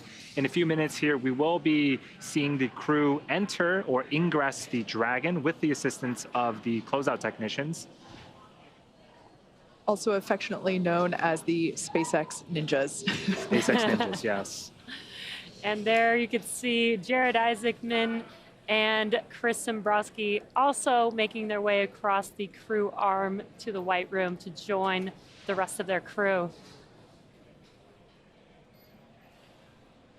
Also getting a moment to take in some of the sights. And it's such a nice day over there in Florida. It's a great day. As John mentioned earlier, we were only 10% likelihood of violating launch conditions, which is a rarity for Florida, especially this time of year. So, you know, if you've got a blue sky day like they have, you got to stop and enjoy it. Yeah, I think, 10%, that's not only ascent weather, contingency splashdown, and planned splashdown in 3 days. So you're really having to get everything to come together. So I hope we can use this day. It looks great. Yeah, that's a great point. So in selection and ultimately just giving the final go or no-go decision point for launch today, the splashdown weather in 3 days was also an important factor for consideration because that's part of the journey as opposed to missions to the International Space Station, where the NASA astronauts are typically on board station for a couple of months. We don't have to worry about splashdown weather then, because who knows. But at this point, because the astronauts are coming home in 3 days, we did have to do quite a bit of evaluation for those splashdown conditions prior to ultimately proceeding into what we see here today. You can see on your screen that Dr. Sian, Proctor, and Hayley Arceneaux have ingressed the vehicle. Again, ingress is just a aerospace word for entering. They're now working on getting strapped into their seats, and it looks like Jared and Chris are awaiting their turn to ingress Dragon. Yeah, you might have seen that one of the SpaceX ninjas, let's call it, was inspecting the floor where Dr. Sian was walking prior to getting into the capsule. SpaceX Dragon for initial contact. Yep. Dragon, I have you loud and clear. Good morning. Good morning. We've got you loud and clear, too. It's a beautiful day. It sure is. Welcome to have you aboard. So that was Dr. Sian Proctor just doing an initial comm check with SpaceX core Sarah Gillis back here in Mission Control. And we just saw Jared add his signature to the wall. And Jared and Chris are now getting ready to ingress to the capsule as well. Yeah, we'll be hearing more of those comm checks as we get closer to T0. One thing to note are those beeps that you hear. Those are Quindar tones, and those help to clear the air. That way the message can be sent and received as clear as possible. But again, as we continue to get closer and march towards T0, we'll be hearing a lot of both Sarah Gillis and the astronauts communicating back and forth to make sure all systems are good for liftoff. Yeah, that's a great point. We'll hear quite a bit of communication, as you said, Andy, and the communication from Dragon to anyone and anyone to Dragon is actually structured. So as you just said, yeah, there's that Quindar tone, that ping, which is an indication of incoming comms. And then whoever is calling states the destination of their call. So in that case, they called SpaceX, and then they identified themselves as Dragon afterwards. So we heard the ping, SpaceX Dragon, indicating the Dragon capsule was calling SpaceX. On your right-hand screen, we've got an inside look live inside of Dragon. We have Hayley in seat number 1. She called it the window seat. Looks like she's got her 5-point harness already on. Dr. Sian Proctor sitting in seat 3. That is the pilot seat. And looks like she's waiting to get her harness strapped on shortly here. Chris just entered the vehicle as well and sat in seat number 4 and looks very excited. He did say he was going to have a very big grin on launch day. Yeah, he did. And he does. He is in seat number 4 as the mission specialist for this mission. And now about to ingress is Commander Jared Isaacman.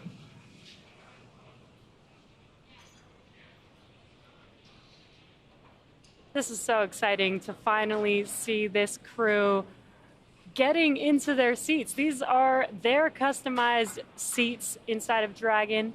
Again, the spacesuit and the seat are basically designed together, and they're custom made for each of the crew members. We have the technicians there to help get them strapped in, get their harnesses on, get their umbilical ports plugged in. Yeah, the seats are really interesting because they all look the same. However, each, as you mentioned, yeah, they are customized basically in terms of small, medium, and large in 3 different ways. So there's the bucket where you actually sit. There's the length of the footrest, as well as the length of the armrest. So each of those 3 components are all sized small, medium, and large, basically, to help make sure that each crew member can fit comfortably in their seat and safely.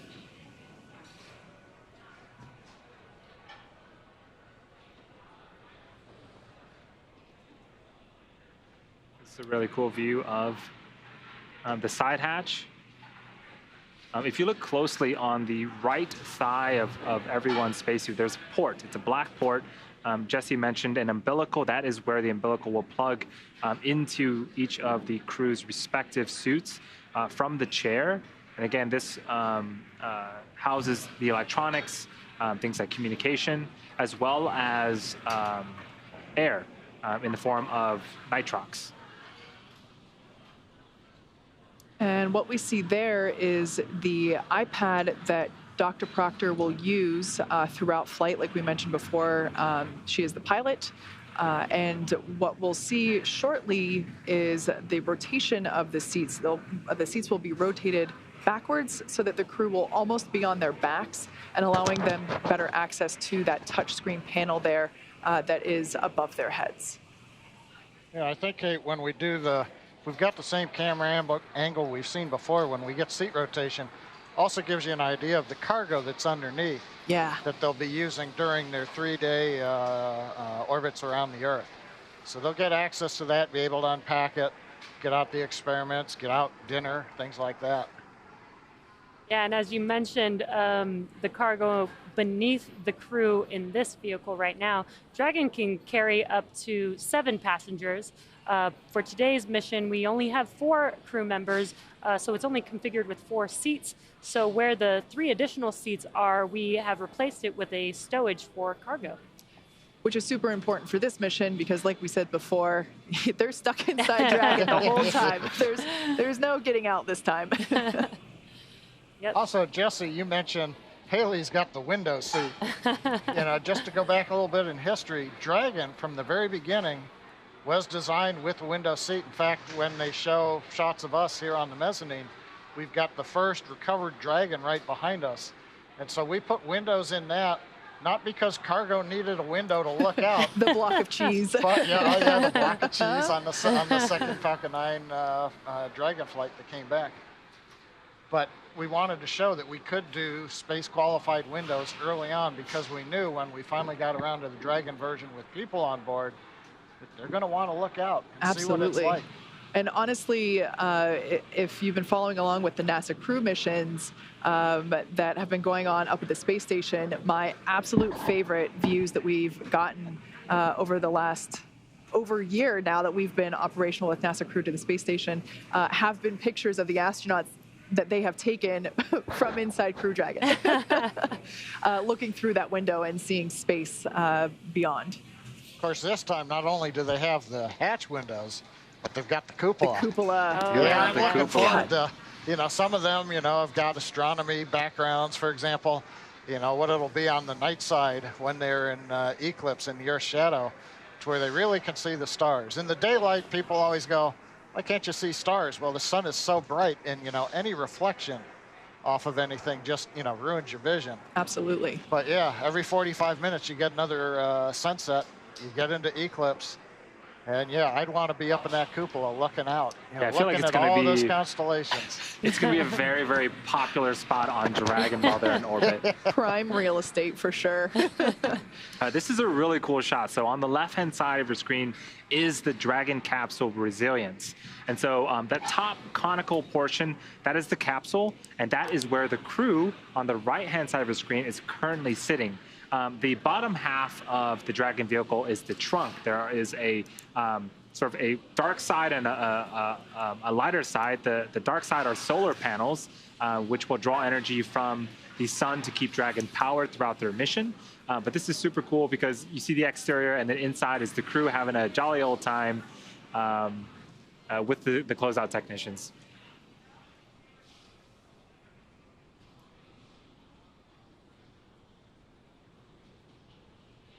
While the pressurized section of Dragon, which is the top portion, will be returning to Earth, the trunk will not be. That part is not reusable. Prior to splashdown, the trunk will actually be jettisoned, and the capsule will turn around and expose the heat shield, which is basically right between what we see there. It's a tiny, slim piece of silver there just above the trunk. So yeah, that trunk will not be coming home, but it is a super important piece of Dragon because, as Andy just mentioned, the dark side there, I am refraining my Star Wars reference, I'm saving that for later. But yeah, the dark side that we see there are the solar panels that will be generating the power to the batteries for everything that they need. The crew, like we talked about before, they got a lot of science experiments they're going to be performing, but they're also going to be taking video, need to charge their phones, all that good stuff, of course. We haven't seen the over-the-shoulder shot where you can pick up the crew displays, and you get more of that once they rotate them into position.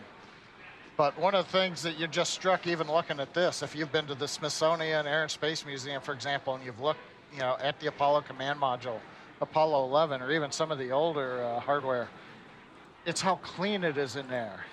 You look back, Apollo had, I think at last count, about 566 switches. Oh, wow. Yeah, mechanical switches. So you had to have the gloves, you had to be able to toggle them. And we've seen a lot of stuff in history where somebody throws the right switch at the right time and the mission keeps going. But in this case, it's software touch display panels with very few switches, and so it gives a much clean looking vehicle. Looks like we got some team camaraderie happening yet again. Looks like Chris Sembroski there, the last one getting buckled up into that 5-point safety harness. I wonder if he's having flashbacks to centrifuge training right now. Except now he's got 3 friends next to him in the cabin, so. Yeah, actually, hopefully that'll make this trip a little easier for them to be right next to each other. So one other thing, sorry to interrupt. I was just going to say there on the left, Dr. Sian Proctor, the pilot for today's mission, and Commander Jared Isaacman on the right. Yep. One thing that also strikes me is when you watch some of the videos of the shuttle launches, the shuttle essentially had astronauts on multiple levels. So you have the commander and the pilot up at the very nose of the shuttle, with all of the switches, everything around them. So that means that the poor ninjas in those days had to climb up and, kind of step on everybody else's chair just to be able to pull the straps, make sure that the 2 folks at the top were tied in. Here you've got all 4 of them side by side, and at least for the ground crew, the SpaceX folks in the black outfits with the numbers, it's a lot easier. They're looking right at them, and it's not the crowded airplane flight, excuse me, while I drop my luggage on your head while I'm trying to get it lifted up. Yeah, that is an important thing to note. Every crew that has flown with Dragon, when they come back, we do get a lot of feedback, and we take that feedback seriously to try to upgrade the Dragon, and even small things like where to store personal items, where the food's located.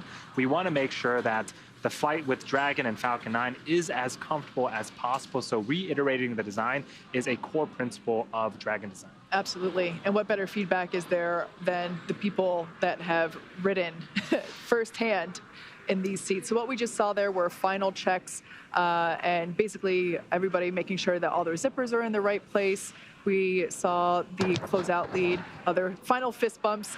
We saw one of the closeout leads perform a quick swipe of the visor closure area on Chris and Sian, just to make sure that there was no FOD there in the seal in preparation for when they closed the visors prior to liftoff.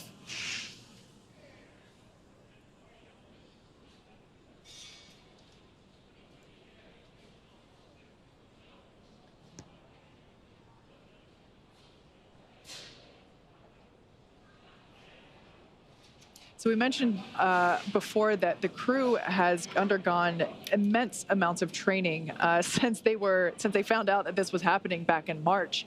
And I mentioned before the centrifuge training. They've also done a zero-G flight. They trained in fighter pilots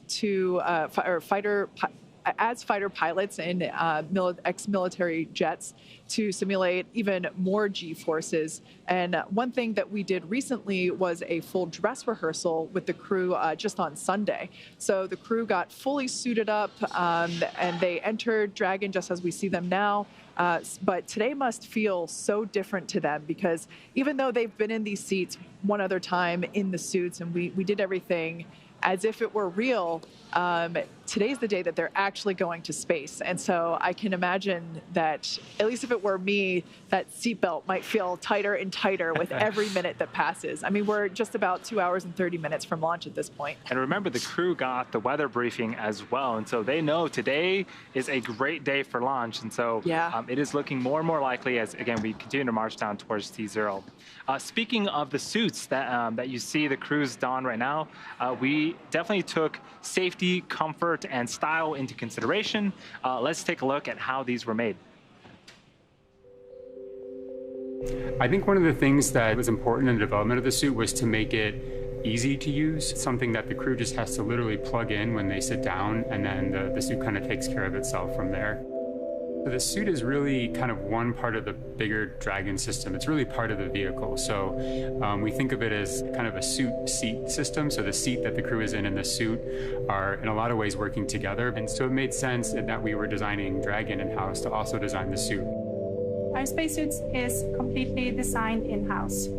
It's built here in Hawthorne, California, in the same building as the rocket and the capsule. The spacesuit is custom made for each crew member, and that is to optimize the fit for the crew member. We definitely wanted to innovate and we wanted it to look inspiring, but first and foremost, we wanted it to be safe and reliable. The spacesuit's primary purpose is to protect the crew in the unlikely event that the cabin were to depressurize. But the suit does a number of additional things. It provides cooling and communication to the crew inside of the suit, provides them hearing protection, and the outer layer of the suit is flame resistant, so it provides flame protection as well. When the crew gets in the capsule, they get in their seats and they plug the suit into the umbilical that's attached to the seat. And the umbilical is providing everything that the suit needs. So it provides the avionics or electronics for communications. It's providing the air to cool the suit, and it also provides gas. Good morning, Dragon. I have you loud and clear. How me? I hear you loud and clear, sir.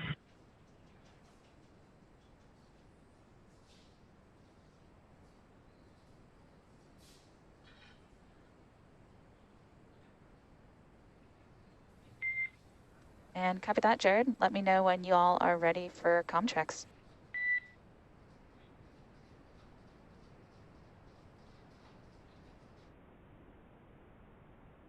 In SpaceX Dragon, we're ready for our comm checks. Copy that. Stand by for umbilical comm check.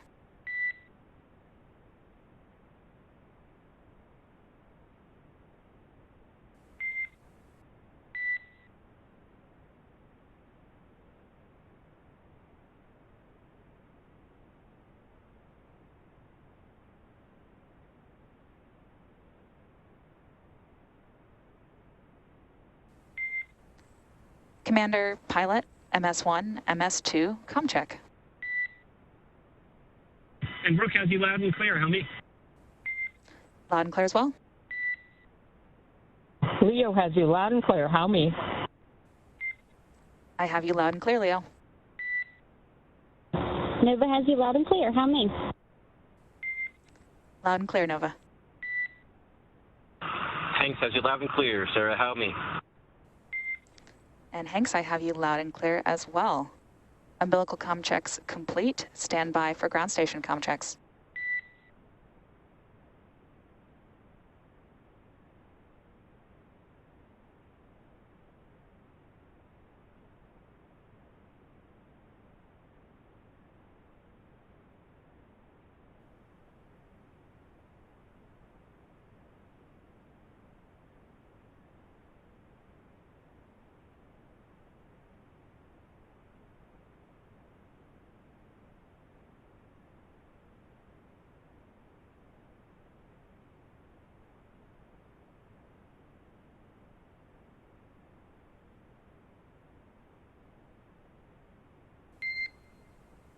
Dragon, SpaceX, comm check.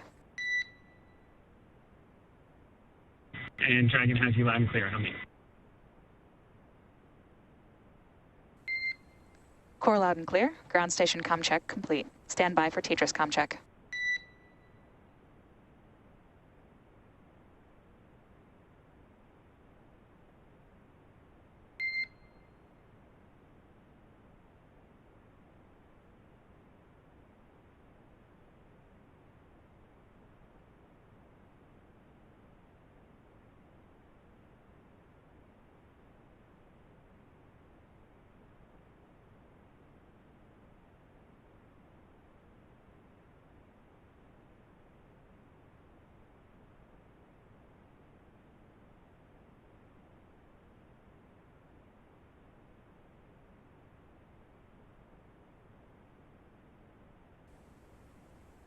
Dragon, SpaceX, comm check. And Dragon has you loud and clear. How me? Core loud and clear. Tetris comm check complete. Stand by for comm checks with MD and LD in the launch configuration. Dragon, MD on countdown 1. Comm check. Dragon has you loud and clear. MD, how me? MD loud and clear. Stand by for comm check over Dragon to ground. Dragon, MD on Dragon to ground. Comm check. Dragon has you loud and clear. MD, how me? MD loud and clear. Stand by for comm checks with LD. Dragon, LD on countdown 1. Comm check. Dragon has you loud and clear. LD, how me? LD loud and clear. Stand by for comm check over Dragon to ground. Dragon, LD on Dragon to ground. Comm check. Dragon has you loud and clear. LD, how me? LD loud and clear.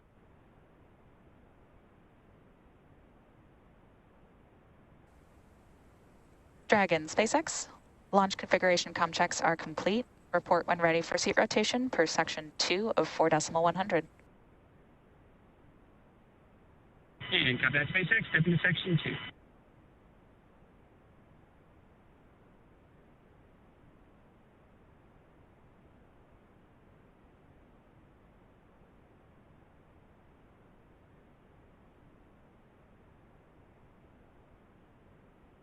SpaceX, Dragon, we're ready for seat rotation. Copy that, Dragon. We will report when initiating.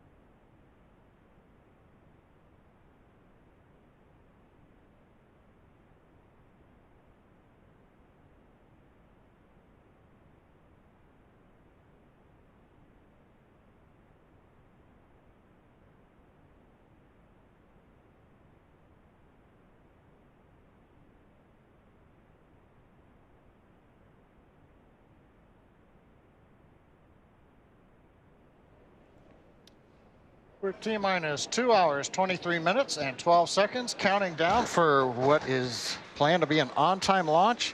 T0 tonight is 8 hours, 2 minutes, 56 seconds p.m. Eastern Daylight Saving Time, or just about 3 minutes after midnight Universal Time. Right now, we're looking at a view of the Inspiration4 crew. They're all in the capsule. SpaceX initiating seat rotation. And we are moving into seat rotation now. Everybody is anchored in the seat with the belts.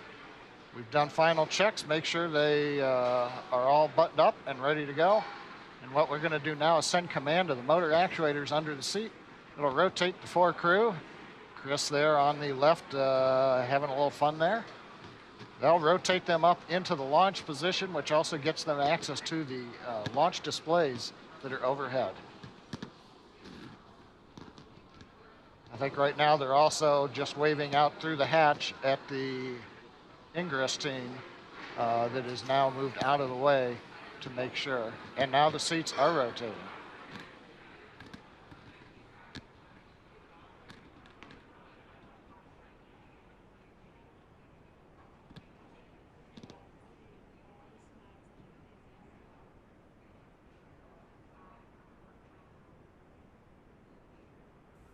This just takes several seconds to get them in position. The launch position. And there you heard a call out from Core to the Dragon crew. SpaceX, we should say.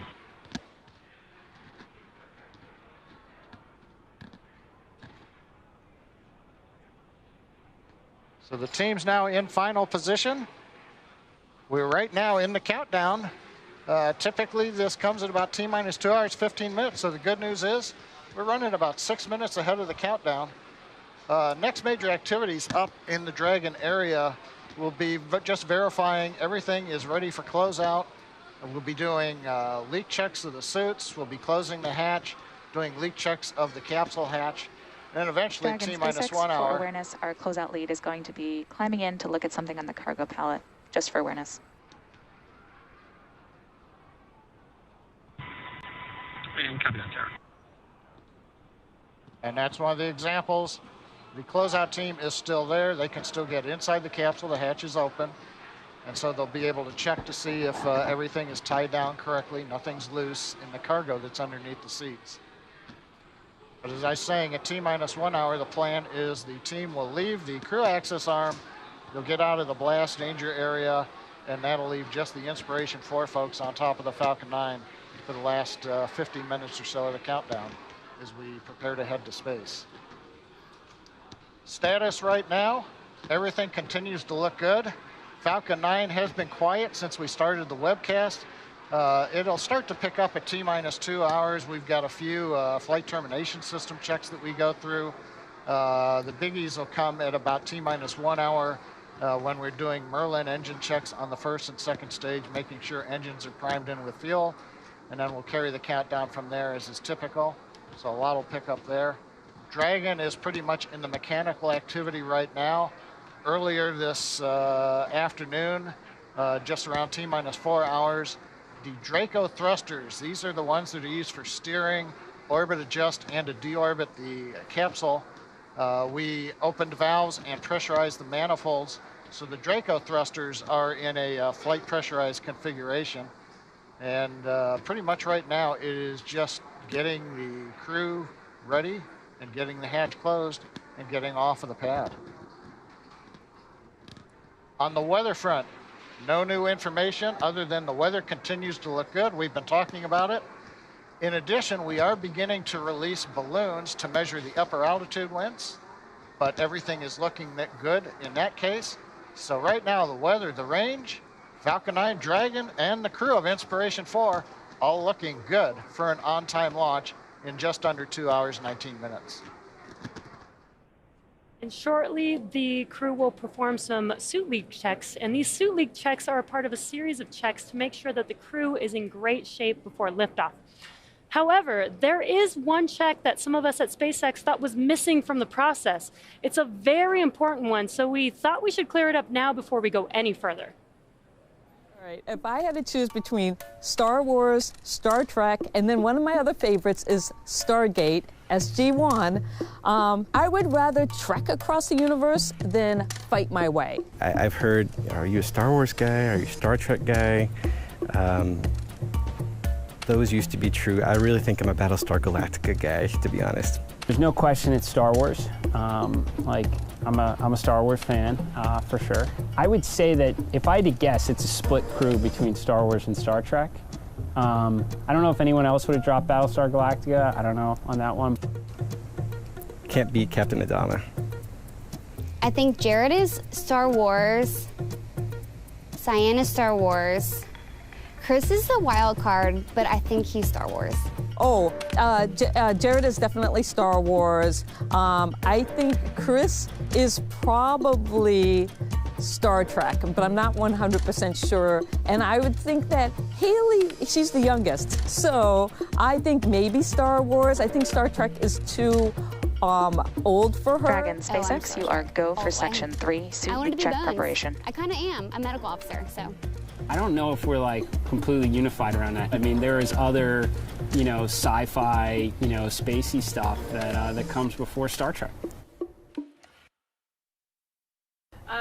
Okay. They don't know they're wrong. Like, that just, they'll learn that over time. Like.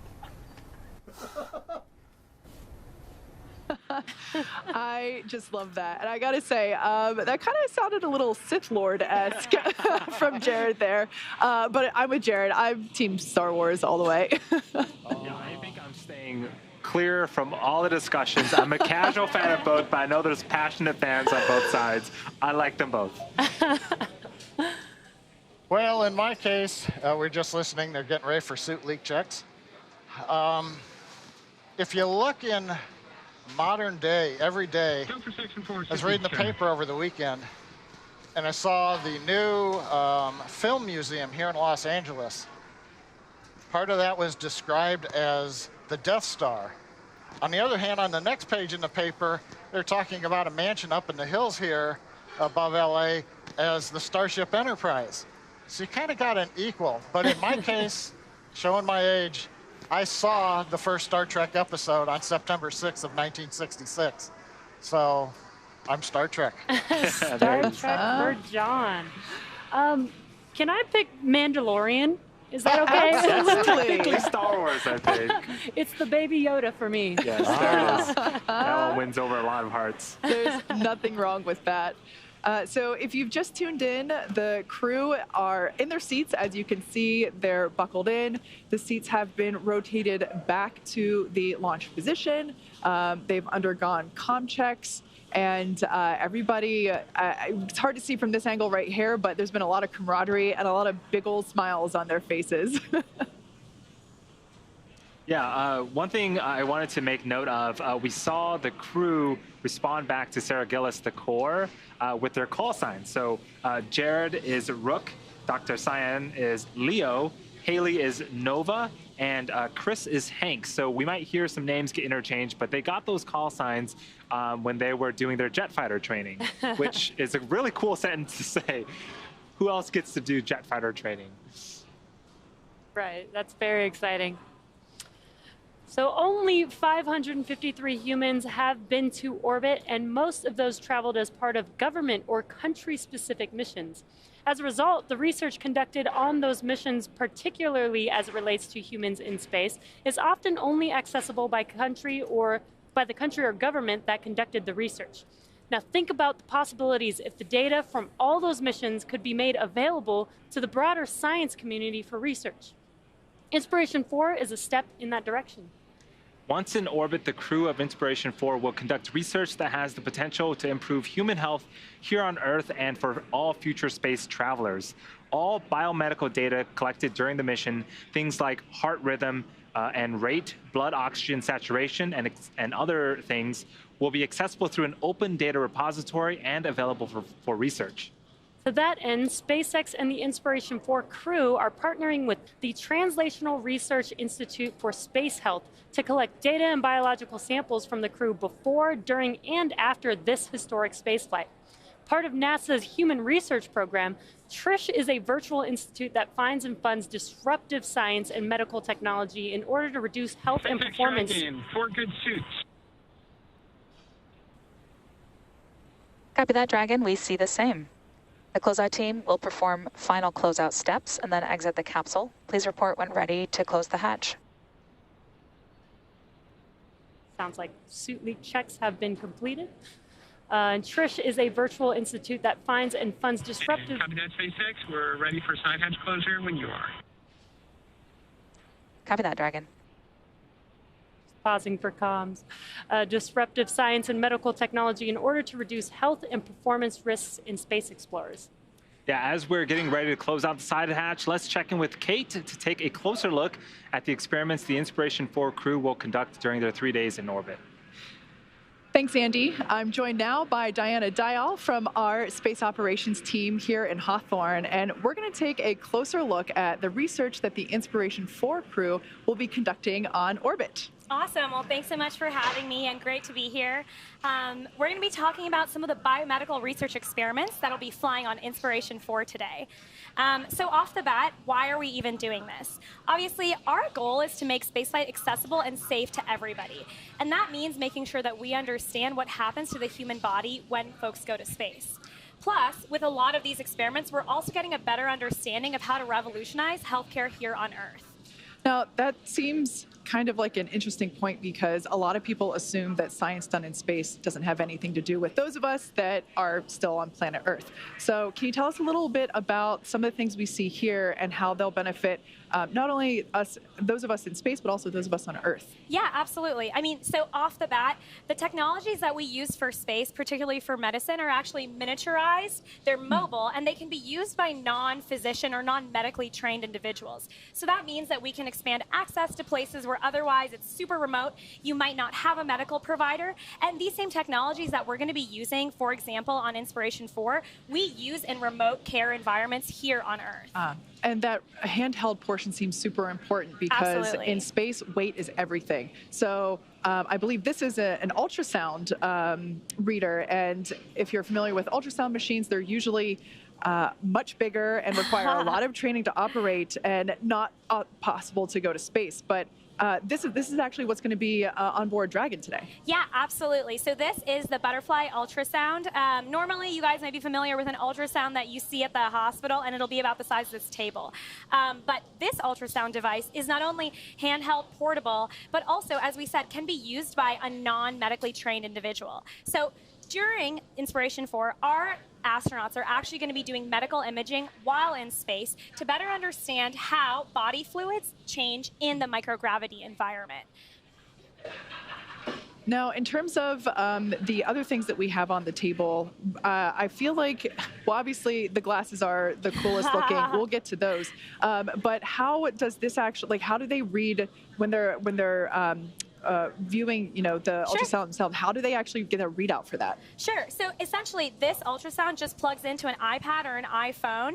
And essentially what they do is they'll plug it in, they'll use a little bit of gel, and then actually be able to apply it to themselves to visualize a number of organ systems in the body. So, for example, due to the fluid shifts in space, we want to make sure that we understand how blood flow moves in the microgravity environment, what happens to the bladder, for example, when it comes to urinary retention, and also we want to see how those fluid shifts could affect, for example, intracranial pressure. And so one of the analogous things that we'll be measuring is ultrasound on the eye. So all of these can be measured super easily using this just plugged in to an iPad or a phone. And of course, that's important because intracranial fluid impacts vision, and vision changes while you're in space. Absolutely. No, I want to get to the glasses. Yeah. They look like fun 3D glasses, but there's no 3D movies on this particular Dragon mission. So can you tell us a little bit about what those are used for and how they're helpful? Yeah, absolutely. So while these look like a very cool prop, they are in fact for science. So what these glasses do is essentially a number of neurovestibular type of tests. So rewind, when we're here on Earth, our body is adapted to the gravity environment. And that means that folks essentially are able to orient to where they are located in physical space based on connection between the eyes, the inner ears, and the brain. And so what you do with this test is actually put on these glasses. And because Can I try them on? Yeah, absolutely. And so as you can see, Kate not only looks really cool, and everything's purple, but if you are to just use one at a time, the idea is that we're actually able to lateralize and localize different halves of the neurovestibular system to better understand when folks are doing a specific set of tests while wearing these glasses, how their adaptation to the spaceflight environment affects how they feel oriented and potentially might have space motion sickness, might feel dizzy or nauseous while they're in microgravity, and then once they return back to Earth. So in terms of how, like, if I put these glasses on, how are you actually testing what I'm seeing? Sure. So what would happen is that they would wear these glasses. They'll actually be doing some tests on something like this iPad. And then the results of those tests tell us basically which side and potentially more about what's going on with their neurovestibular system. Again, both in flight and then when they return. Awesome. Thank you so much, Diana Dial from our Space Ops team here at SpaceX in Hawthorne. Thank you so much for joining us and showing us firsthand some of the science that the Inspiration4 crew will be getting up to over the next 3 days. Let's check back in with Andy to see what's happening out on that pad. Thanks, Kate and Diana. Super cool experiments. So right now, over the next couple minutes, the crew will be completing final inspections of the spacecraft, followed by hatch close. And so the crew is doing a sweep inside of Dragon to make sure there isn't any foreign object debris, what we like to refer to as FOD. Basically, anything that doesn't belong, that shouldn't be inside Dragon, we want to make sure that that is not there anymore.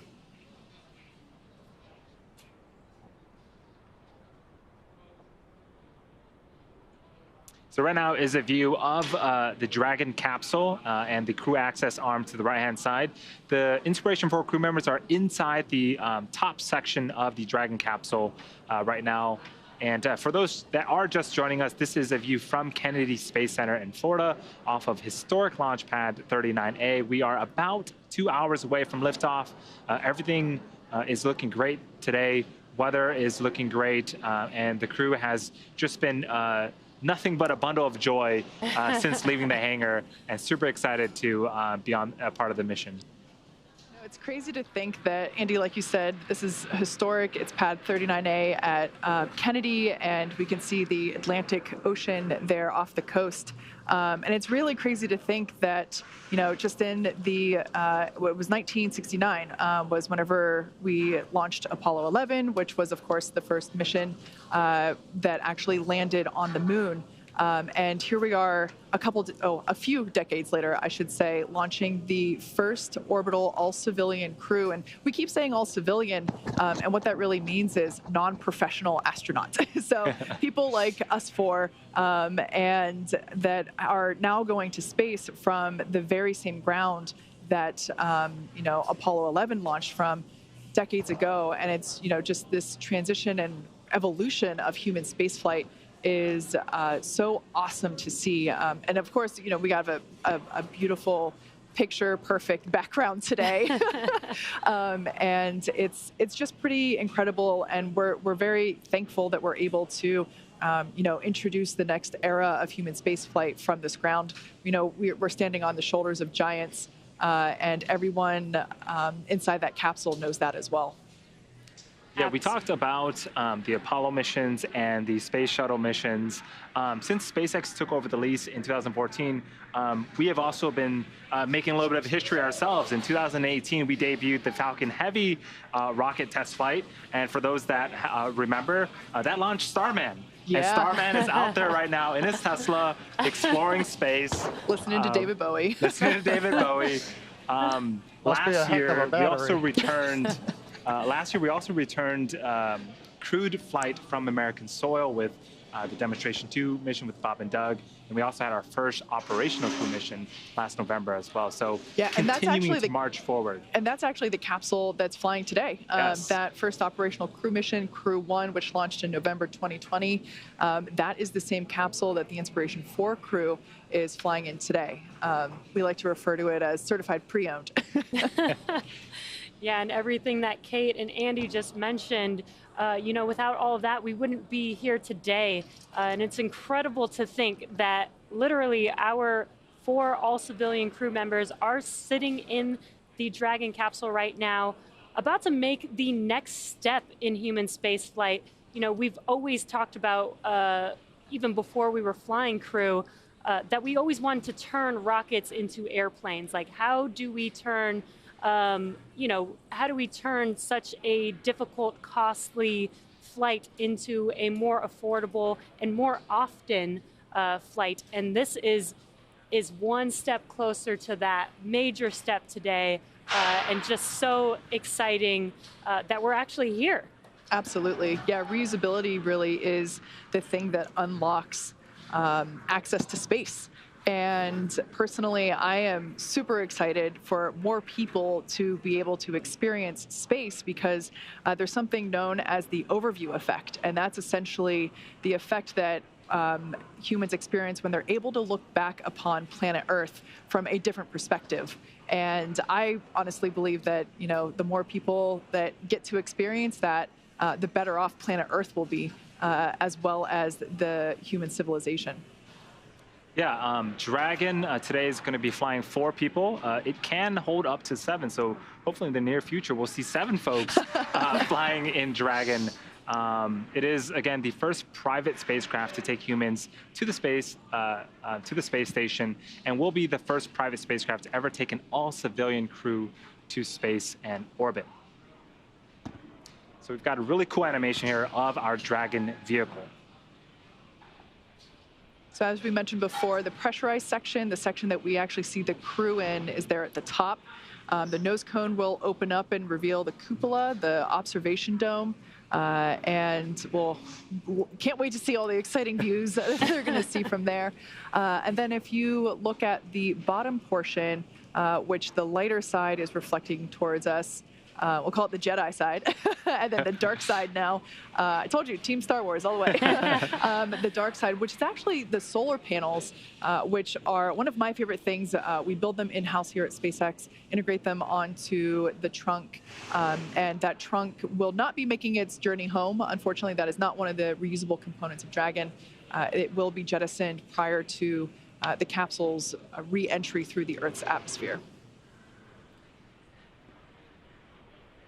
The capsule is what the crew will live in for the next 3 days. The volume of the Dragon is about 328 cubic feet.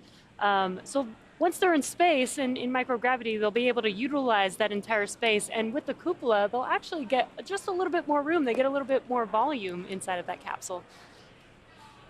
Yeah, the Dragon capsule itself also is outfitted with some engines. We have 16 Draco engines built into Dragon. We also have 8 Super Draco engines built into 4 separate pods. The Super Draco engines are used as part of the launch escape system. We actually disarm that after we get into orbit. When we're in space, the Draco engines take over, and that will do a number of things. Micro adjustments in orbit, as also raising the orbit altitude later on after they depart from the second stage of Falcon 9. Yeah, so you mentioned orbit there. Dragon is actually going to be orbiting higher than the International Space Station and higher than the Hubble telescope. It'll be orbiting at about 575 kilometers.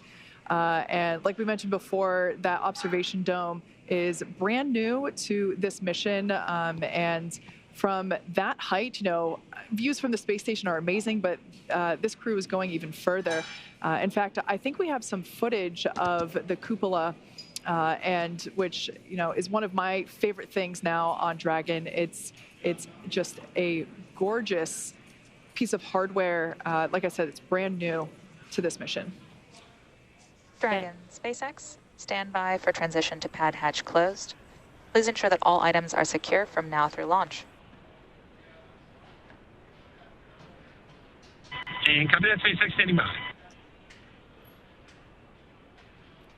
There on your screen, we can see the pad closeout team closing the side hatch, which is one of the last visual things that we'll see here in the crew access arm. The crew looks so excited. I think every little milestone, even if it's within 5 minutes, they get very excited.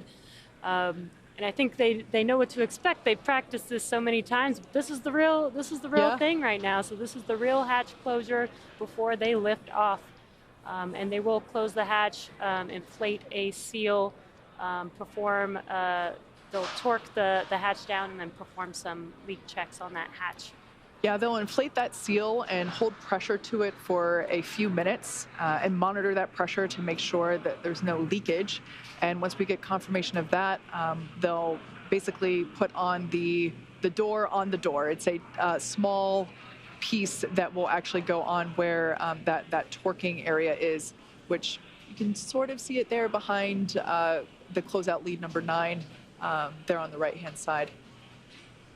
But yeah, this process can take a few minutes, so they must be super excited. They can still hear the voices of the closeout team, but they can't go to space just yet. We're just under T-minus 2 hours until that happens. Now, Kate, as you mentioned, T-minus 2 hours. In the timeline, they're right on the timeline. The plan was T-minus 2 hours to initiate the closing of the hatch. So the good news is on the Dragon side, everything's running just as planned. Falcon 9 side, again, folks checking in on station, but still fairly quiet on the launch vehicle for about another hour.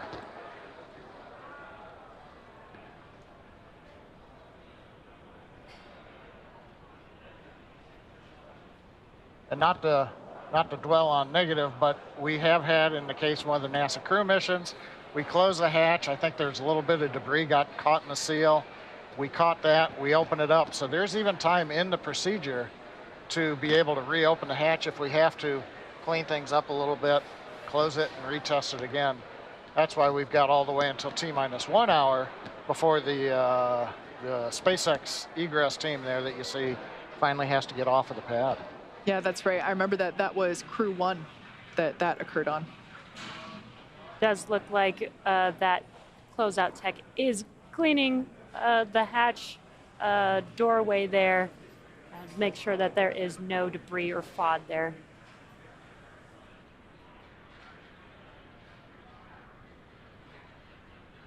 You know, going back to something we talked about a little bit ago, the orbit of Inspiration4, 575 kilometers higher than essentially any Americans have been since the Apollo flights to the moon.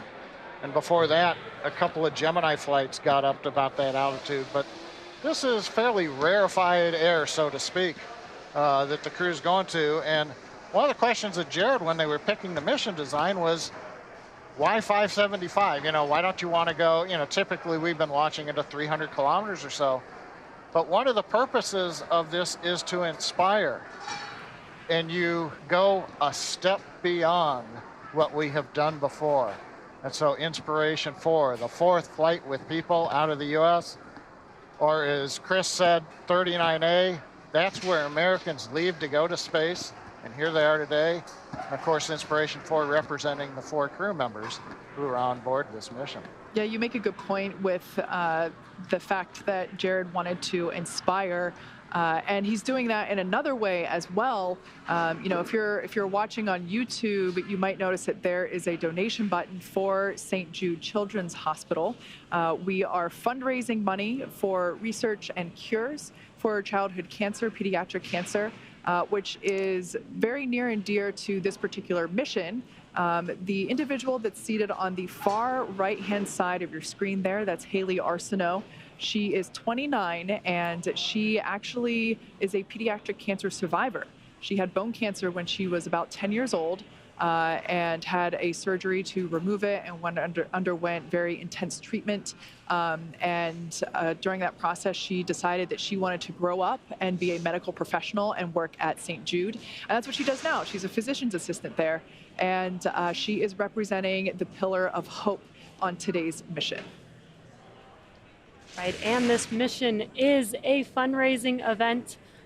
So if you are watching, as Kate said, on YouTube, there is a donation button. So please donate what you can. We've so far raised about $133,000 on the YouTube channel so far.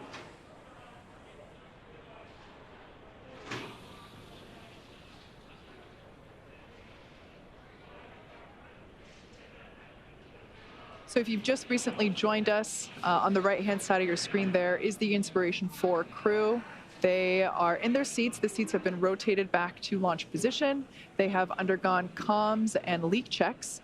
And the view on your right is the Dragon capsule. That's where they're seated inside of that conical section. And we are awaiting a liftoff here in 1 hour and 53 minutes.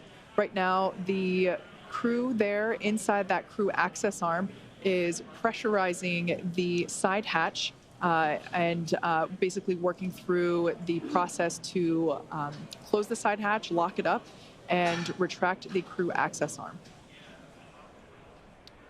Right now, we're just inside T-minus 1 hour, 53 minutes.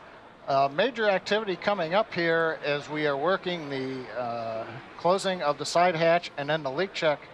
Roughly about the same time, we ought to hear another series of communications checks.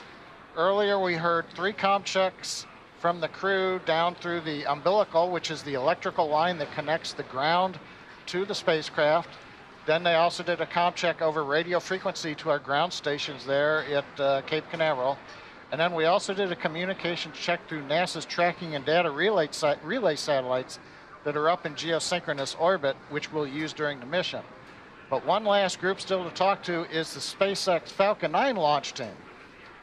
So right now we've got hatch closed. You can see everybody peering at it, making sure the seams look good. And then we'll wait to start a clock and see that the hatch closure is good. And at the same time, listen to the crew eventually talk to Falcon 9 launch team. As we go past liftoff, you will hear call-outs, Falcon 9 avionics, guidance navigation and control engineer, propulsion engineer will be reading out status, and that'll be actually going from the firing room 4 up to the crew to let them know that things are looking good. So we're going to do a comm check to make sure all of those engineers can also talk to the crew and that each other can hear. Meanwhile, as we wait for comm checks and confirmations that the side hatch closure is checked out and successful, in the area we've got Falcon 9 team is clearing the flight hazard and the flight caution area, T-minus 2 hours. These are larger areas around the Complex 39A. So roadblocks are down. Dragon SpaceX, we are commencing health checks for the launch escape system. Expect a momentary flight computer change, followed by a transition back to pad hatch closed. And copy that, SpaceX, standing by. Yeah, we're going to do a quick check here that's planned on Dragon. This just changes what we call a command sequence on Dragon. They're not actually opening the side hatch and then going back to close it. That just changes states in their displays. But as I mentioned, we are clearing hazard and caution areas. No indications of any issues right now. We'll wrap that up in another half an hour or so. Falcon 9's looking good right now. Dragon obviously looking good. And the weather continues to cooperate. What we all like to talk about, but you can't do anything about it. With that, Andy, how are things looking on your end? Yeah, our crew today, Jared, Sian, Hayley, and Chris have been training for this journey pretty much ever since the announcement that they had all been selected as crewmates for the Inspiration4 mission back in March. What's super cool is that they're going through the same Dragon training as our NASA astronauts. And to prepare the Inspiration4 crew for their mission, our teams at SpaceX have spent the last several months teaching the crew about orbital mechanics, how to live in space, and even running simulations of what a full mission could look like while seated inside of Dragon. The Inspiration4 crew has completed numerous simulations, including a 30-hour and 12-hour end-to-end simulation in our Dragon trainer. They trained not only at SpaceX, but they also did some centrifuge training. They flew fighter jets, and there's a photo from their fighter jet experience. Yeah, I love the name that Hayley got, the G Monster, because she pulled 8 Gs in the fighter jet, and she wanted it. Right. She's an absolute adventurer. I love it. Yeah, that looked super exciting. They also completed a 0G flight, which simulated microgravity for a very short period of time, but there's a photo of them flying high there. They all look like they're superheroes. Right. Love it. They also climbed Mount Rainier in Washington together, which was a tough hike, 10-hour hike up the mountainside. But it looks like from that photo, they're almost enjoying themselves. Yes. I believe it was a pretty strenuous hike up, and they also camped up there for several days at a ridge on Mount Rainier. And then they even signed a Falcon 9 booster, which is their booster that is currently on the pad. And you can see them standing in front of the booster with their signatures there. Tradition started by the Crew 2 members that they are following in their footsteps with this. It's pretty incredible to see them. This team has studied nearly 100 different training lessons covering all aspects of the mission. At the end of training each week, the crew recorded video diaries of their experiences. In their own words, here's the crew talking about their various training over the last 6 months. Jared Isaacman here, Commander Inspiration4, and we're like 4 months and a day away from our intended launch date. This week was really intense because we had a lot of the systems. We got to go into the sim. Going through some CRM training and looking at what the mission overview is going to look like. Talked a lot about teamwork and the SpaceX culture. Week 2 of training at SpaceX complete. This was a heavy week. I just completed another week at SpaceX and it was intense. A lot of good building blocks. So you start in the beginning of the week with smaller things like losing comms to, okay, some circumstances are not so good, and then some get really bad where you have to plan an emergency deorbit, which we initiate ourselves in that. But man, challenging. I didn't realize how much upper body strength I need, so I need to hit the gym the next couple of months and build up some more muscles.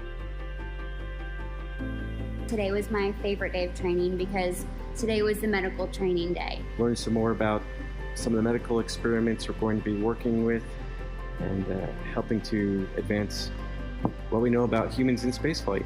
We've all contributed all sorts of fluids now to the greater scientific cause. But the best part is we all got in our spacesuits together. We got to wear spacesuits, strap into the simulator, and feel like we were actually going to space.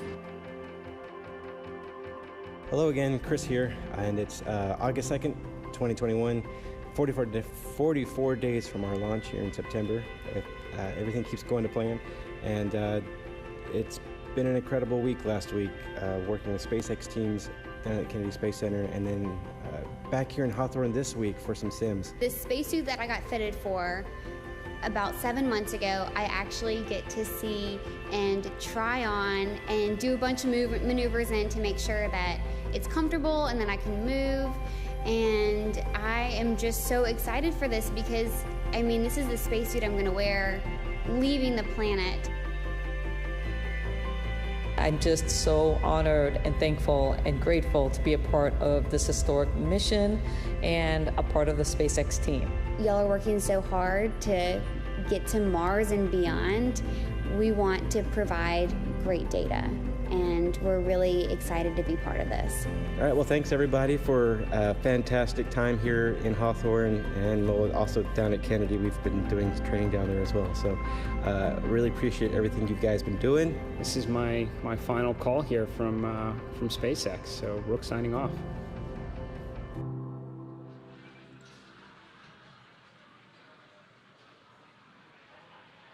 Please begin the comm check with the crew.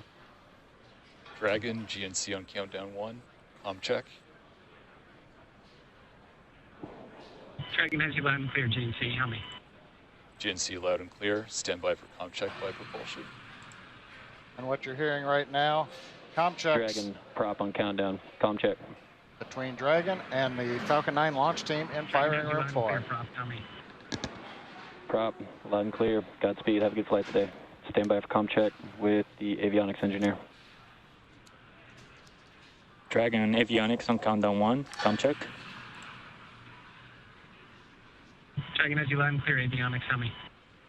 Avionics loud and clear, stand by for the comm check by the ground segment engineer. Say that again. Dragon ground segment on countdown 1, comm check. Dragon has you loud and clear, ground segment, how me? Ground segment loud and clear, stand by for comm check by launch control. Dragon, launch control on countdown 1, comm check. Dragon, as you loud and clear, launch control, how many? Launch control, loud and clear. Stand by for comm check by the chief engineer. Dragon, chief engineer on countdown 1, comm check. Dragon has you loud and clear, first, how many? Have you loud and clear. Have a great flight. This completes our comm check.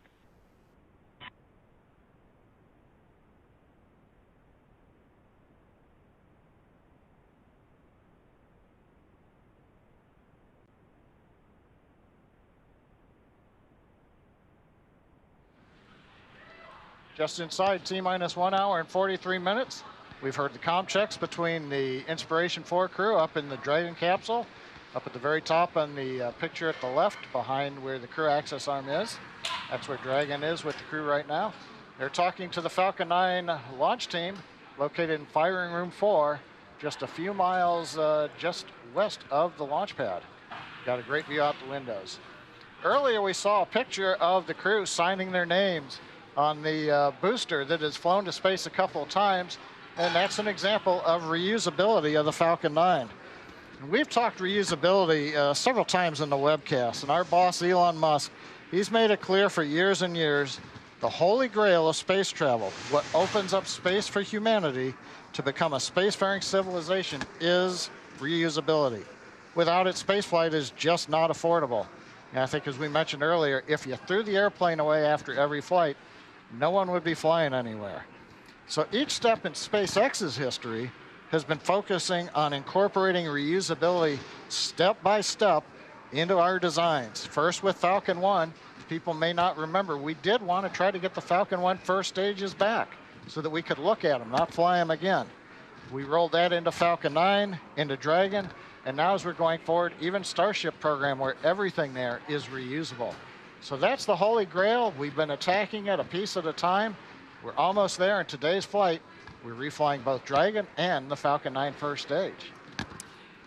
Yeah, the Inspiration4 mission will launch today on SpaceX's proven and reliable Falcon 9 rocket, as John just mentioned. The booster that's flying today previously supported the GPS-3-4 mission for our Space Force customer in November 2020, as well as the GPS-3-5 launch in June of earlier this year. To date, SpaceX's Falcon 9 rocket has completed 138 total launches, with over half of those on reflown rockets. As for the Dragon spacecraft flying today, as I've mentioned before, it previously flew on the NASA Crew 1 mission in November of 2020. And overall, Dragon spacecrafts have completed 27 missions, including 25 visits to the International Space Station, 10 of those visits on reflown Dragons. So reusability, Dragon SpaceX, we have a good side hatch leak check. And copy that, SpaceX. Good side hatch leak check. All right, that is great news.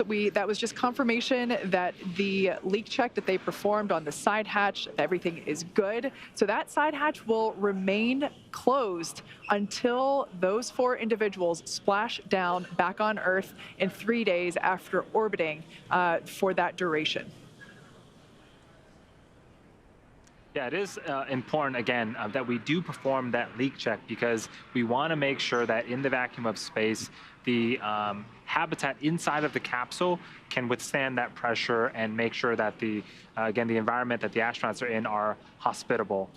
So that is, again, great news that we are continuing to march towards T0 on time. Everything seems to be going great so far. Kate, I do want to talk more about reusability. It is astounding that over half of our rockets are flown on reflown missions. I think one of the things is to refly rockets, you got to land them. And that, honestly, is my personal favorite. Seeing the booster come back, landing on land, landing on the drone ship, it is quite a feat. And for those that have seen the webcast, you can see the rocket on screen right now. It doesn't quite do it justice. These are massive, massive vehicles. Yeah, they really are. That's a great point. And something that I think kind of plays with our perception of the scale of things, especially is when we see the rockets landing on the drone ships out in the ocean, because the ocean is big, right? And this drone ship looks small, but realistically, the drone ship is the size of a football field. And one of my absolute favorite memories that I've had in the 7 years that I've been at SpaceX, I actually was hosting the webcast when we successfully landed on the drone ship for the first time. So for anybody that might remember those days, there were a few unsuccessful landings on the drone ship where we learned a lot and eventually led to the first successful one. And that moment is seared in my memory, and the crowd just went absolutely wild. I mean, we've had a few events where the crowd has gone absolutely wild in this building for the historic moments that we made, but that one in particular with the drone ship landing for the first time is one of my top 3 favorite memories. Yeah, that is pretty incredible, and it's what's gotten us here today. With the Falcon and Dragon system, we've proven you can build a reliable, reusable launch system for a fraction of historical cost. Our next step is to scale that up, basically build the same kind of system, but capable of taking a lot more people to the moon, Mars, and beyond. And that is what we're doing at our Starbase location in Texas with Starship.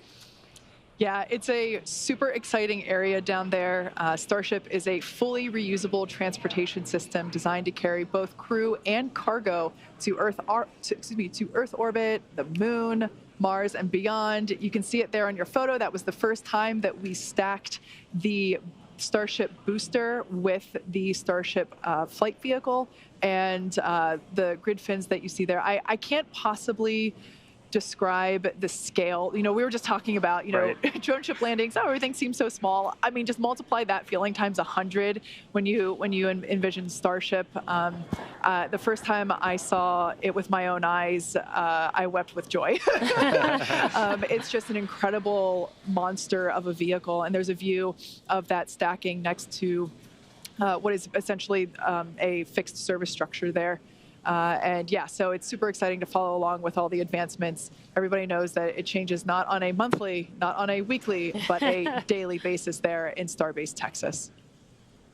Yeah, and what I love that Starship is doing is they're very manufacturing and production focused, and that is very key for us to continue to fly and reuse these vehicles and learn as much as possible. But we also need to build them in the first place. And you know, the faster that we can build, the more that we can learn about designing it for manufacturability, designing it for that reusability. And again, we've done so much of that with Falcon and Dragon, and now taking that to Starship and using all that knowledge and improving, just constantly improving our manufacturing and production of these vehicles. Absolutely. There's the innovation there, regardless of success or failure. It is constant because we're learning just every second that we continue to build down there. Yeah, super excited to see what Starship has for us in the future. But we are marching towards 1 hour and 35 minutes until liftoff. Let's talk a little bit more about the mission today. So the crew is not going to the International Space Station. They will be lifting off from pad 39A, spending about 3 days in orbit at a flight apogee of 575 kilometers. Here is an animation of where the crew will be at altitude-wise. They're going to be higher than the International Space Station, higher than the Hubble telescope, honestly higher than any humans other than those that went to the moon. Yeah, and you see that it's a little bit further out than the International Space Station. It will take a couple burns, about 45 minutes apart, for us to raise to that cruising orbit. And just something unique to that, if you follow it along with our crew missions, there are multiple transfer burns that get us to the International Space Station. It's extremely precise maneuvering that needs to happen in order to dock with the International Space Station. As a reminder, these vehicles are going at 17,500 miles per hour. We don't need to do that for this mission. So we just need a couple burns to get us to that very far out orbit of 575 kilometers. One thing we ought to alert folks is they watch the ascent and we see the second stage. We typically put up the velocity and the altitude of each of the vehicles. The Falcon 9 will put Dragon into the low Earth orbit about 190 kilometers by 575. So they don't go into the final orbit right away. Jesse, as you just said, we're going to very quickly after we get into orbit, I think before they take suits off or anything, we'll do burns of the Draco engines, the smaller ones, to lift that orbit a couple of steps to 575. So if you're watching in the webcast and you go, wow, the Dragon just separated, why isn't it showing 575 kilometers? That's because we've got 2 more burns that we've still got to go through. Incredible shot there of pad 39A at Kennedy Space Center. And like Andy mentioned before, yeah, this is going to 575 kilometers. This is the furthest that humans will have traveled away from planet Earth since the end of the Apollo program in 1972. So we are continuing to march toward T0, and it's safe to say that the energy is growing. It's becoming more and more real. I mean, with a blue sky like that, how can it not be real that, we're going to space today, hopefully. So proceeding towards the 1.5 hour mark here away from liftoff. Yep. As Kate mentioned, 1.5 hours, a little bit more to go. In that view you see on your screens, the sun slowly beginning to set over Florida. Blue skies, wispy clouds. The weather continues to look good. Again, 90% probability of good weather, although for some reason they always like to report the probability of violation as 10%. So we look at the flip side and say 90% good weather. We will continue to watch as we get close in the next 90 minutes to T0 and the sun sets. Looking at ground level winds, and we're looking to see if there might be a pop-up thunder shower somewhere that creates what they call anvil clouds. That's something you don't want to fly the spacecraft through. The other thing that we've got is, I mentioned earlier, we are releasing balloons. The range is releasing balloons that allow us to measure wind speed and wind shear in the upper altitudes. Right now, the balloon data coming back shows upper altitude looks well behaved. So the weather, both here and around the world for the next few days, continuing to look good. Yeah, John, you're mentioning this weather. And this is a very unique mission. Again, we're not going to the International Space Station, so we do have to make sure that weather is good on liftoff and returning back home. So the procedure for picking the launch window is actually a little bit different. We reserved a couple of days, a couple of 24-hour days for the mission, but had to wait until L-5 or 5 days before the first launch day that was selected to narrow it down to 12 hours. And then after that, we waited until L-3 to select the 5-hour launch window that we have today. And then we have 4 opportunities in each of those launch windows about an hour apart to lift off. So it's a very unique case. So we really just knew just 3 days ago what the T0 in the launch window would be. Yeah, and one point to make, we may hear it from the crew. There are 4 launch opportunities in the 5-hour window that we're getting ready to come into here in 90 minutes. Right now, we're also listening in for a quickie launch escape system check that the Dragon team's supposed to do at about T-minus 90 minutes. While we're waiting for that, you may hear the term T01. The tablets that the crew has, that Jared, mission commander, has, are set up for the first launch opportunity coming up in just under 90 minutes. So they call that one T01. The next one, about 102 minutes after that, is T02, then T03, and T04. But right now, everything continues to look good for T01 at 8:02 and 56 seconds p.m. Eastern Daylight Saving Time.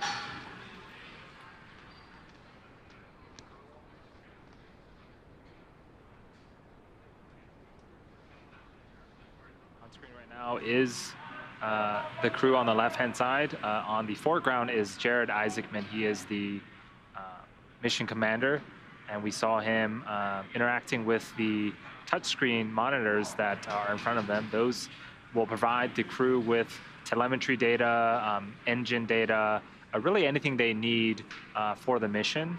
And now that the seats have been reclined upwards, they have access to those screens now.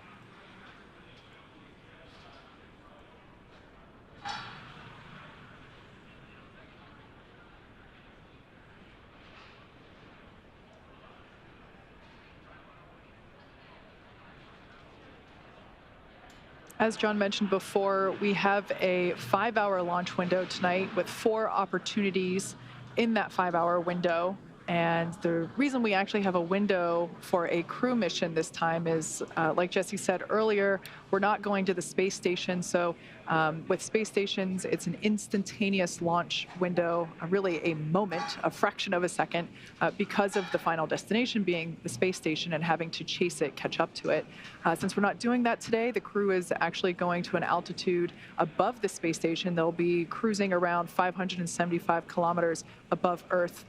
Because we're not chasing the station specifically, we have a little bit more flexibility to today's launch opportunities.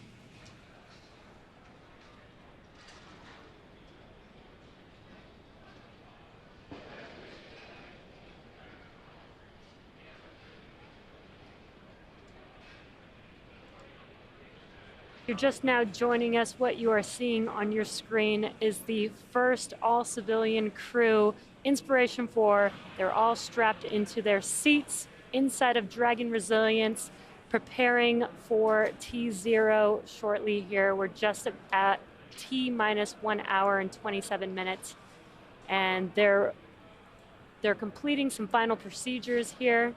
They've already done comms checks, suit leak checks, closed the hatch and done the hatch leak check. So the closeout team has exited the, or will be, they're preparing to finish their procedures there, and will be exiting the crew arm in roughly 26 minutes or so. Yes, a lot of notable milestones of this mission. So Hayley Arceneaux will be the youngest American to go into space. She will be also the first with a prosthetic.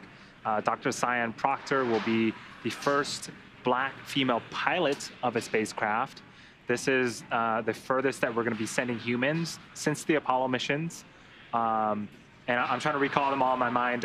This is the first time that we're going to be having 3 Dragons in orbit. So we currently have 1 cargo Dragon and 1 crew Dragon at the International Space Station. This will be the 3rd. So a lot of exciting things to happen as part of today's Inspiration4 mission. Exactly. It's been an exciting day so far. And if you're just now joining us, you are watching the very first all-civilian mission to orbit, known as Inspiration4. At T-minus 7 hours, the crew woke up. Shortly after that, they performed some medical checks prior to their first meal of the day, which they had at Hangar X with some friends and family, and then followed by crew walkout of Hangar X as they made their way to their Teslas. Yep, and they hopped into the Teslas and made their way towards the suit-up room, SpaceX's debut of the suit-up room in the Falcon support building. They attended the pre-launch briefing there and then also began donning their spacesuits. And then, of course, at around T-minus 3 hours, we had the crew walkout. That was followed by the transportation to the pad and hopping in the elevators, ascending the tower that you see there on the right-hand side of your screen. Made one last phone call to their friends and family before, heading down to the White Room, which is the area that they get to sign their names prior to hopping in. Yep, and then the crew got inside the Dragon capsule, a process also known as Ingress. We performed some communication checks. We rotated the seats upwards. And then before hatch closeout, we performed suit leak checkouts, as well as final interior inspections of any type of debris inside of the Dragon capsule. And then we saw the closure of the side hatch. They performed the leak check on that side hatch. We got good news there. Everything was good. And at this point, we are awaiting the LES checks, which once those are complete, we'll get the okay for the closeout crew to leave the White Room. Then we get inside T-minus 1 hour. Things get, that's where it finally starts to pick up. We'll be having the various teams poll themselves. The Dragon team's mission director checking out. Chief engineer is going to be doing polls. The launch director does poll. The closeout team gets clear of the blast danger area at T-minus 50 minutes. And then the biggies, the dynamic event, so to speak, 45 minutes, we do the prop load go for prop and for launch. We'll then retract the crew access arm. So the arm that you see on the right-hand side that's up against Dragon right now, even with the hatch closed, that'll retract away. It takes a couple of minutes. Once that's out of the way, the crew's going to arm the launch escape system. Getting exciting already. Propellant load will begin at T-minus 35 minutes, as is traditional for Falcon 9, and then we will count down for an on-time launch at 8:02:56 p.m. Eastern Daylight Savings Time. Now, one thing, we're going to a 575-kilometer altitude orbit today. Dragon will take itself up there after the Falcon 9 drops it off. And I was looking on my maps, and from here to the Golden Gate Bridge, Hawthorne, California, where we're seeing the Golden Gate Bridge, is 573 kilometers. So if you drove from here to the Golden Gate Bridge, take us about the same amount of time as when the crew woke up at T-minus 8 hours or so. You could get there and do the same distance. The only difference is, while I may be doing the speed limit all the way to the Golden Gate Bridge, you'll never get to space trying to drive your car vertically upwards. It takes a lot more energy over a short period of time, and that's one thing that makes, as we like to say, launch is hard or space is hard. You've got to essentially take, as Kate mentioned earlier, that 1 million pounds of propellant and find a way to burn it in 10 minutes so you can get your velocity up to 17,500 miles an hour, about 7.5 kilometers per second, and that'll finally get Falcon 9's second stage and the Dragon into orbit. Now, there's one thing I do want to mention. Dragon goes into orbit, but the second stage is going just as fast. It's just Dragon will pop off. So both will be in orbit, and then later on, the second stage comes back down to Earth, burns up. We don't try to land it. That'll be on the Starship program. Yeah, we are about an hour and 20 minutes away from liftoff and eventual stage separation of the Dragon. But in addition to the science and supplies going up onto the Inspiration4 mission, the crew's also taken along some personal items for their 3-day trip around the planet. We caught up with the crew during training to get a little more insight on what each of them are planning to take into space. The most special item I'm bringing up to space is this custom jewelry I had made for my wife and 2 daughters. It's a dragon pendant, if you will, and so it'll be going in my satchel on suit-up day, and I'm gonna fly it in space for them. I think we all now have like a really close connection with dragons, and this seemed really appropriate. Something hopefully my family will want to pass along for generations to come.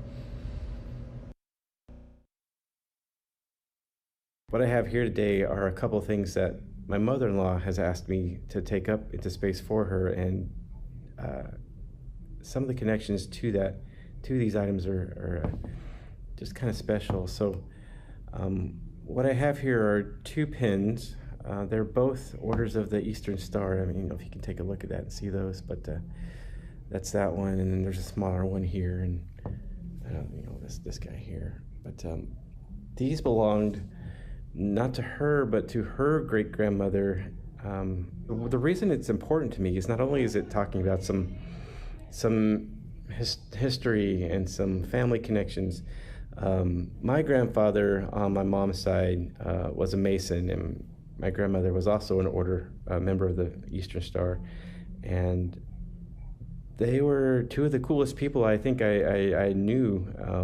My grandfather had a way of really making anyone feel at ease and welcoming anyone he saw, regardless of their background or where they were from or what they thought. And knowing that, that being able to take up little pins like this that represent something that meant a lot to him and to other folks that in my family, I think that means a lot.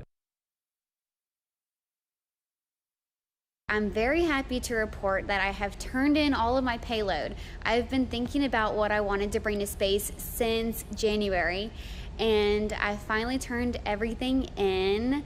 And one thing that I'm really excited about that I'm bringing to space is this old picture of me. This is when I was 10 years old and going through bone cancer treatment. And so when I'm in space, I'm gonna pull this photo out, and now getting to be in space, my hair is gonna float everywhere, but yet hold this old picture of me and show all my patients, all these kids going through cancer treatment around the world, that there's a future, that it gets better, and I'm excited to be part of it. Our training's going really well. One of the other big things we've been working on is our packing for space list, which, I mean, how often do you get to say that you get to pack for space? And thinking about items that are important to us, that have meaning in some way, that we really want to bring with us. And so I have an item here. It's around my neck that I will take off, and this is a ring, and it's my dad's ring, and it's really cool because it's a Thunderbird, and my dad used to wear this all the time, and he passed away when I was 19, so I don't know the origin story of this, but it's a unique design, and it's pressed into the ring, and my dad absolutely loved it. And like I said, wore it all the time. And unfortunately, both my parents have passed away. So my mom, I can't even ask her, like, what's the story behind this ring? But I think my dad actually got this before he met my mom. So he's had it for a very long time. And so I'm going to bring that to space to represent my dad. I have my mom's ring here to represent her. And so I've got both my parents, and then something kind of unique and special that they got for me when I was born is this commemorative coin from the island of Guam. So it says Guam, USA, and it says where America's day begins. And so I've had this coin, and has 1970 on it because that's the year I was born. And so I feel like this is the first gift my parents ever got for me, was this coin when I was born, and I've had it now for 51 years. And so I'm bringing that to space with me. So I have my coin, and then I have my 2 rings from my parents, and I'm excited to bring them along for this incredible, amazing journey experience. And thank you for everything that you've done to help me get there. Love seeing how they've all selected things to take with them. In space, weight is everything. So while they probably wanted to take as much as they could, there are limitations, but it seemed like the common theme was family. Personally, I think my favorite thing is the photo of Hayley that she's taking. Like she said, she underwent treatment for bone cancer when she was 10, and she's taking up a photo. And of course, she's going to have a photo of herself floating there with hair. And I just love that she's going to have the opportunity to show the patients that she treats at St. Jude that it gets better, and that they can grow up and be an astronaut one day too. Yeah, I think Jared's memento of a dragon is par for the course today, as they are all seated in dragon. So I think that him and his family are going to have tons of memories to come, and be able to share that for generations to come too. Yeah, I love that they get to take a little bit of something with them. As we've been talking throughout this whole mission, it seems so personal. They get personalized suits. And now they get to bring something with them, some memorabilia for themselves, which I think is really important for a mission like this. So in addition to the space science, in addition to the science supplies and personal items, the Inspiration4 crew is also taking up a number of items that will be auctioned off to help raise money for St. Jude Children's Research Hospital. This includes an original Kings of Leon NFT that was created using live show visuals and a live recording of the band's new single, Time in Disguise, recorded during their hometown show in Nashville just a few weeks ago. The NFT was loaded onto an iPhone 12 and will be played by one of the Inspiration4 crew members while in space. And there's going to be a bunch of other cool stuff going up that will be auctioned off as well. Yeah, there's quite a list of things that are heading up. Some of you might recall the Time magazine that was recently published with the Inspiration4 crew. I think it was such an iconic shot. It was very stoic. looking. And there's going to be a copy of that flying on this mission, and the crew will autograph it after the Dragon capsule splashes down in a couple of days. And of course, something for little ones, there's a handful of plastic and plush STEM toys based on the animated series Space Racers. So again, all of these things are available through auction, which is currently live. Yeah, I love, there's going to be a ukulele in space. Chris is going to be playing a ukulele, and then it's going to come back and be up for auction again, all for a great cause. So I'm so excited to, one, hear him play, and two, see a ukulele in space. Yeah, and again, this mission is a fundraiser for St. Jude, and I love that they're going to even have some Inspiration4 mission jackets, which are going to feature some artwork from some of the patients at St. Jude, which is going to be pretty incredible. I think that's definitely something I'm going to try and get. And there's something on board that I know John I loves, pens that write in space. Yeah. They've got the, for those who remember, we had the Fisher space pens that worked in microgravity. And so Fisher has got a 50th anniversary of the Apollo 11 that was a couple of years ago. But they're flying that in a coin set into space, and they've included material that's actually from Apollo 11. So something else interesting to bid on. Yeah, super cool. They're also taking up a customized Mont Blanc Star Walker writing instrument, as well as some stationery that the crew will get to journal about, their experience in space while they're up there. Like I mentioned before, this auction is open. Actually, it opened on Thursday, September 9th, and it will run through November with all of these different items, including the ones we mentioned and more. They'll all be available at various points during the overall mission. And you can bid on these auction items if any of them called to you. Head on over to stjude.org/inspiration4 and check them out. We're T-minus 1 hour, 11 minutes, 21 seconds, counting down. Everything continues to go well. We also did hear during that last segment, the closeout team has left the crew access arm. So we're actually still running about 19 minutes ahead of schedule on the closeout activities. Earlier, I got in my pitch for my usual, hey, launch is hard, space is hard, and this is kind of the rockets and spacecraft 101. One of the things I thought about, why is it hard? Why can't you just aim your car and go up, 575 kilometers?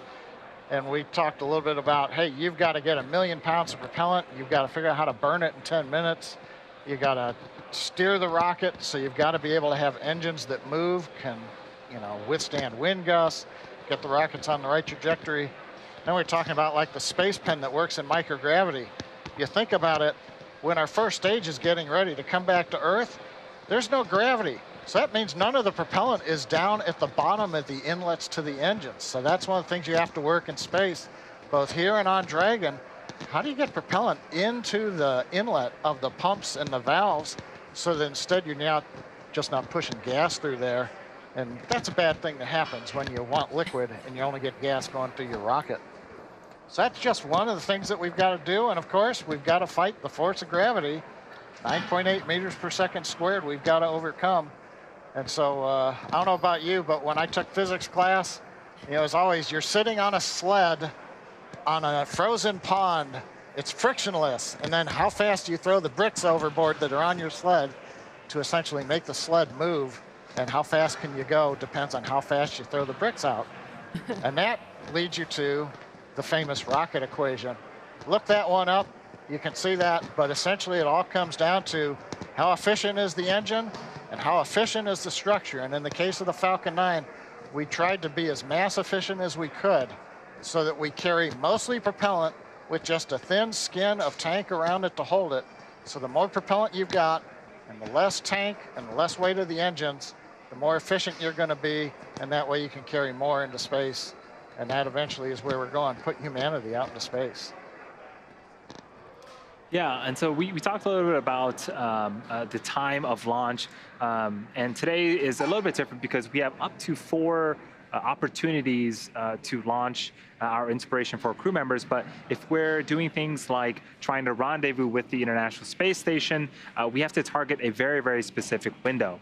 And so depending on the profile of the launch, how high we're sending it, which type of orbit we're sending it, liftoff time does play a factor into that. Yeah, one of the important things on, we talked about earlier is we don't have a 1 second window today. We've got a 5.2 hour window. It's a 1 second window when we're going to the space station because we have to synchronize the launch with when the space station's orbital plane is passing over Florida. It's not exactly overhead, we have to lead it a little bit.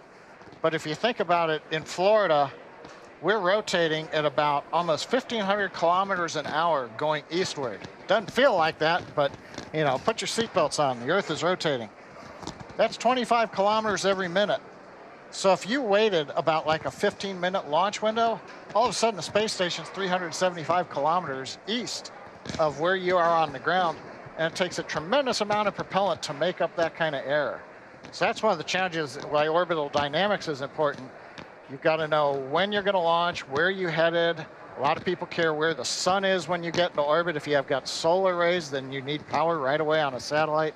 So orbital dynamics, another great thing to study in school, because if you don't know where you're going to go and how to get there, you won't get there. Yeah, John, you've been talking a lot about all the things that go into, designing and building a rocket that can do all the things that we've been doing, flying to orbit, taking payloads to orbit, taking humans to orbit. We've got a lot of history and a lot of things that we've learned. We didn't do this by ourselves. We worked very closely with NASA, and we've learned so much from them. We wouldn't be here today without the support of NASA and the knowledge that they have. Can you talk a little bit about things like the particular things that NASA has brought to the team? Yeah, that NASA partnership goes way back. I joined SpaceX 2006, right when we were competing for what was called the COTS Space Act Agreement, the Commercial Orbital Transportation Service, where NASA said, hey, we can't pay companies to develop systems from scratch, but we can give you essentially some seed money. So they had a competition. SpaceX was one of the winners. Elon put a lot of his money in. But working with NASA on the early Falcon 9 and the Dragon, we learned things like, what are some of the best practices? A lot of our engineers would pull off of the NASA tech library, how do you do hold down systems or quick disconnect systems? What's worked in the past? So we essentially got to leverage that, all those lessons learned from decades by NASA. And then we learned things like, okay, we're gonna send cargo to the space station. What does it mean to physically touch the space station? What are the requirements? Then how do you verify them to NASA? It's like somebody wants to bring a big truck into your garage and you know that your garage door is only so high. You're not just gonna let them drive in, you're gonna go measure that before it happens. Yeah. So we went from that, we took astronauts to the space station. Each step of the way, NASA's been helping us understand what it means to get into space, what are some of those requirements that we've leveraged to do human spaceflight that you see here today. Yeah, it is super exciting. Again, we've been learning a lot from NASA throughout the years. Kate has a very special guest interview. Kate, I'll throw it to you.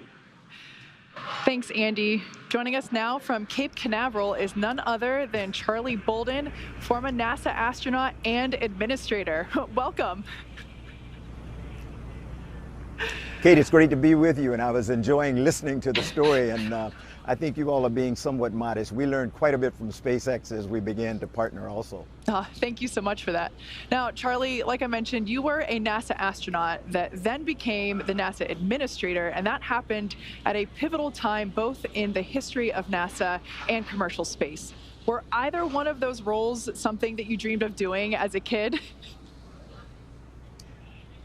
No, as a matter of fact, I tell kids all the time, I never dreamed of being an astronaut because I grew up in the segregated South, and that was just not, that was not something that was going to happen. I had no desire to fly airplanes. I thought flying was inherently dangerous, and But at the age of 12 in 7th grade, I fell in love with a place called the United States Naval Academy, watching a program on television called Men of Annapolis. And I struggled to get there, and when I finally got there, that led to my going into the Marine Corps, which led to my going to flight school, which led to my going to test pilot school, which led to my meeting the late, great Dr. Ron McNair, who was in the first group of space shuttle astronauts selected. And he's the guy that embarrassed me into applying for the space program. So I kind of fell into it. I don't recommend that kids follow my example, though. Well, it sounds like you've had quite the journey throughout your career. And speaking of journeys, we talked a little bit earlier about the history of Pad 39A, which we see over your shoulder there in the distance. How does space travel look different from the days when you were an astronaut compared to the last 10 years or so? You know, Kate, I think it's dramatically different. I mean, the techniques, the orbital mechanics, everything, all the laws and everything are the same, but it's the face of space flight today that is dramatically different. I'm so excited to be here this evening for this launch because, you know, I was telling somebody earlier today, just the thought of having an all-commercial crew, a crew of non-professional astronauts lift off from the same launch pad where Neil Armstrong and Buzz Aldrin left before they stepped on the moon is just flabbergasting. It's sort of it's the complete cycle of a tale to get us from where it was nothing but government to where now we can actually have an all-civilian, all-commercial flight where NASA's really not involved at all, other than being the host here at the Kennedy Space Center. And we're so thankful that you guys are able to host us. Now, if SpaceX were hosting you on today's mission, imagine if you were part of the Inspiration4 crew, what 2 or 3 personal items would you want to take with you? You know, I love listening to each of the crew members talk about what they took, and on each of my flights, my very first flight, as a matter of fact, since I didn't know whether there would be any more, I took a ring that had belonged to my mother. I actually wore a pearl cross that she had worn since she was a child because it meant a lot to her. And I took very personal items also. If I were to go today, I now have a 12-week-old grandson, so I would have to take something that belongs to him, young Walker Elias, and I have 3. I'm blessed with 3 beautiful granddaughters. So my guess would be that at least 4 of those items would be from the 4 grandkids today. You mentioned your grandkids. How do you imagine that the future of spaceflight might look whenever they are adults and possibly growing up to become astronauts themselves? Oh. You know, Kate, I am firmly convinced that by the time Walker, who's the baby now, the 12-week-old, by the time he gets ready to go to space, we're going to be talking about, I mean, going to the moon will be, routine is not a word I like to use, so let's not do that, but it will be a place where we go with some frequency, and we'll be venturing off to Mars also. So I think there's a very good chance that probably Walker and maybe my baby granddaughter, Talia, will have an opportunity to be among the first people to actually set foot on Mars. So I'm very hopeful that they will end up doing that. And if they decide that they don't want to go to space, they don't want to fly, we're big proponents of, you know, Sian is actually really pushing the arts. I really agree with what she says. Arts and design are key aspects of what's required for us to even get people to space. And they are 2 areas that we should not overlook as we talk about STEM education. But the arts and design are what gives us as an example, the wonderful spacesuits that the crew is wearing today. Some designer actually sat down and thought about that. You know, that's not aerodynamic. That's actually a little arts and design there. So I think the world is the oyster for my grandchildren, and I'm excited about it. Yeah, you're absolutely right. You add the A into STEM and you get STEAM, right? Now, years ago at exactly right. Years ago at a joint SpaceX NASA launch, you gave observers some really great advice, and that was to put their phones down and watch the launch with their own eyes and just really enjoy the experience. Now, with our Inspiration4 crew sitting in their seats, what advice would you give to those civilian astronauts as they are preparing to go to space for the first time?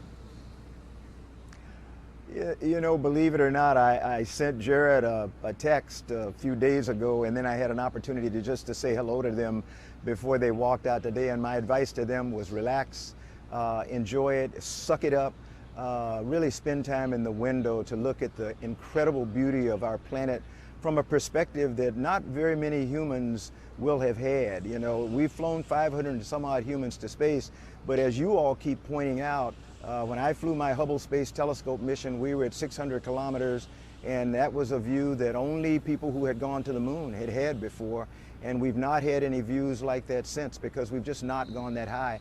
They are going to be in a unique position looking at this planet from almost 600 kilometers, and it's breathtakingly different from looking on board the International Space Station. That's awesome.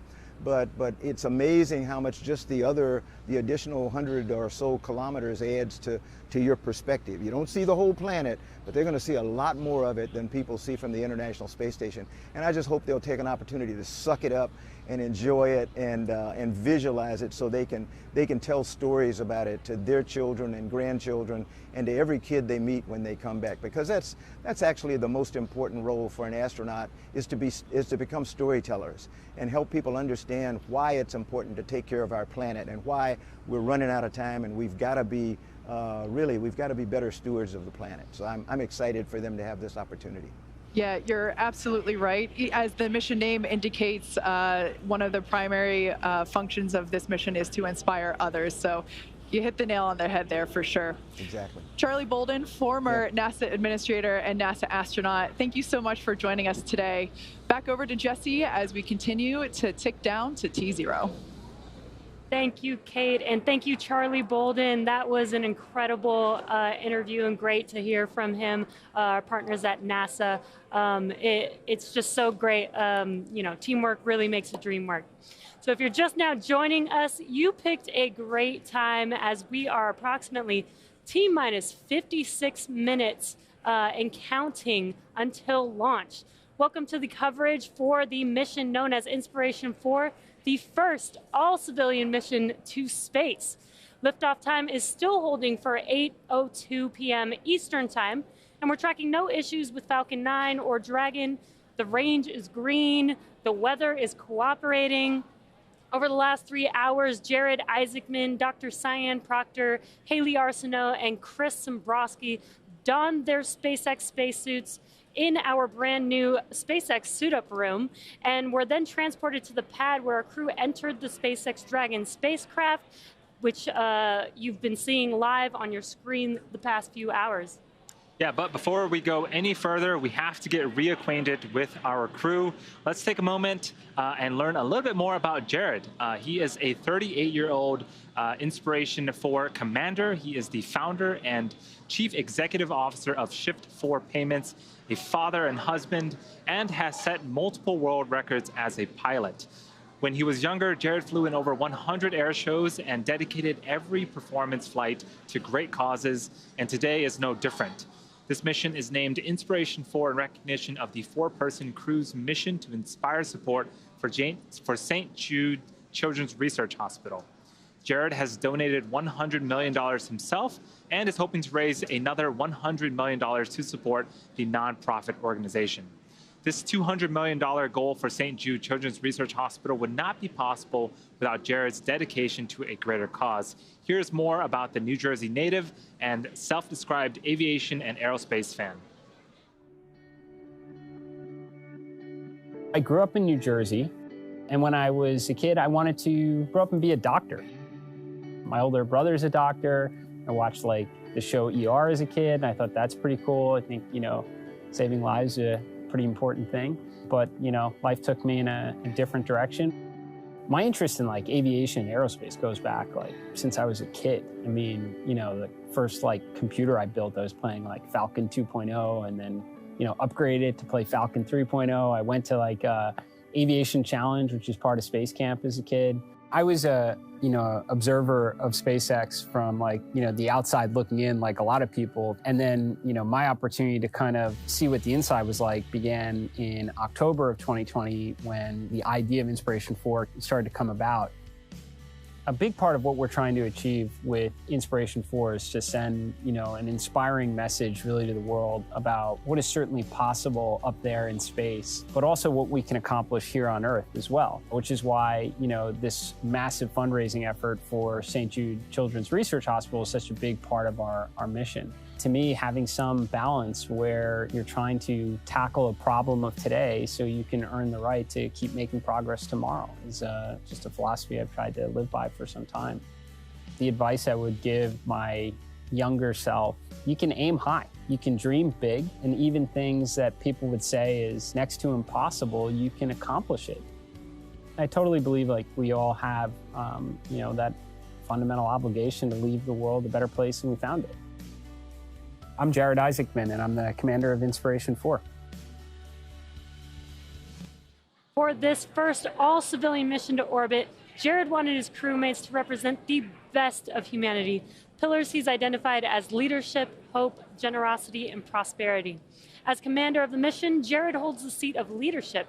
For the seat of hope, Jared went to St. Jude and was introduced to Hayley Arceneaux. Hayley is from Memphis, Tennessee, and serves as the medical officer of the Inspiration4 mission, overseeing medical care and experiments. When she was 10, she was diagnosed with bone cancer. St. Jude Children's Research Hospital helps her with groundbreaking treatment, including chemotherapy and limb-sparing surgery that resulted in replacing her femur bone with a prosthetic.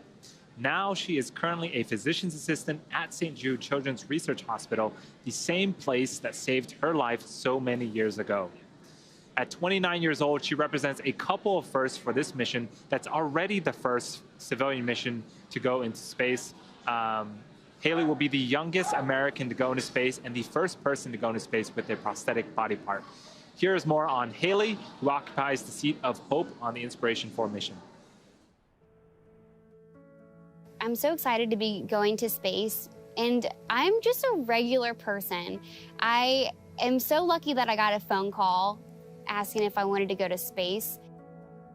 I'm from Louisiana. I was a super active, super outgoing kid, involved in everything, and I actually had just gotten my black belt in Taekwondo a couple days before I was diagnosed with cancer.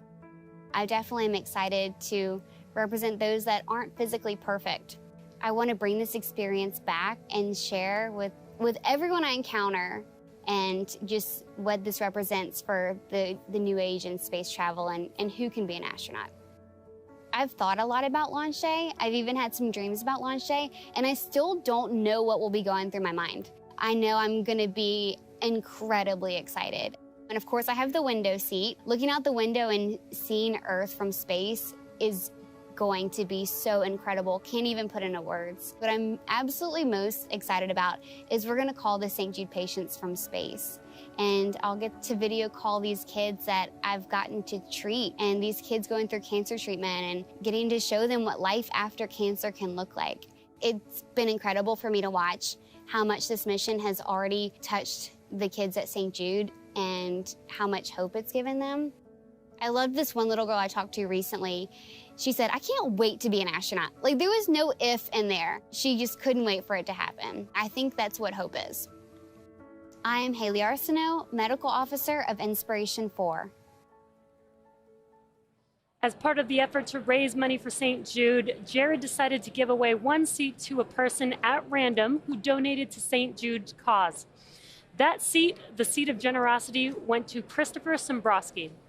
Christopher Sembroski of Seattle, Washington is the mission specialist of today's flight, helping to manage payloads, science experiments, and communications to mission control.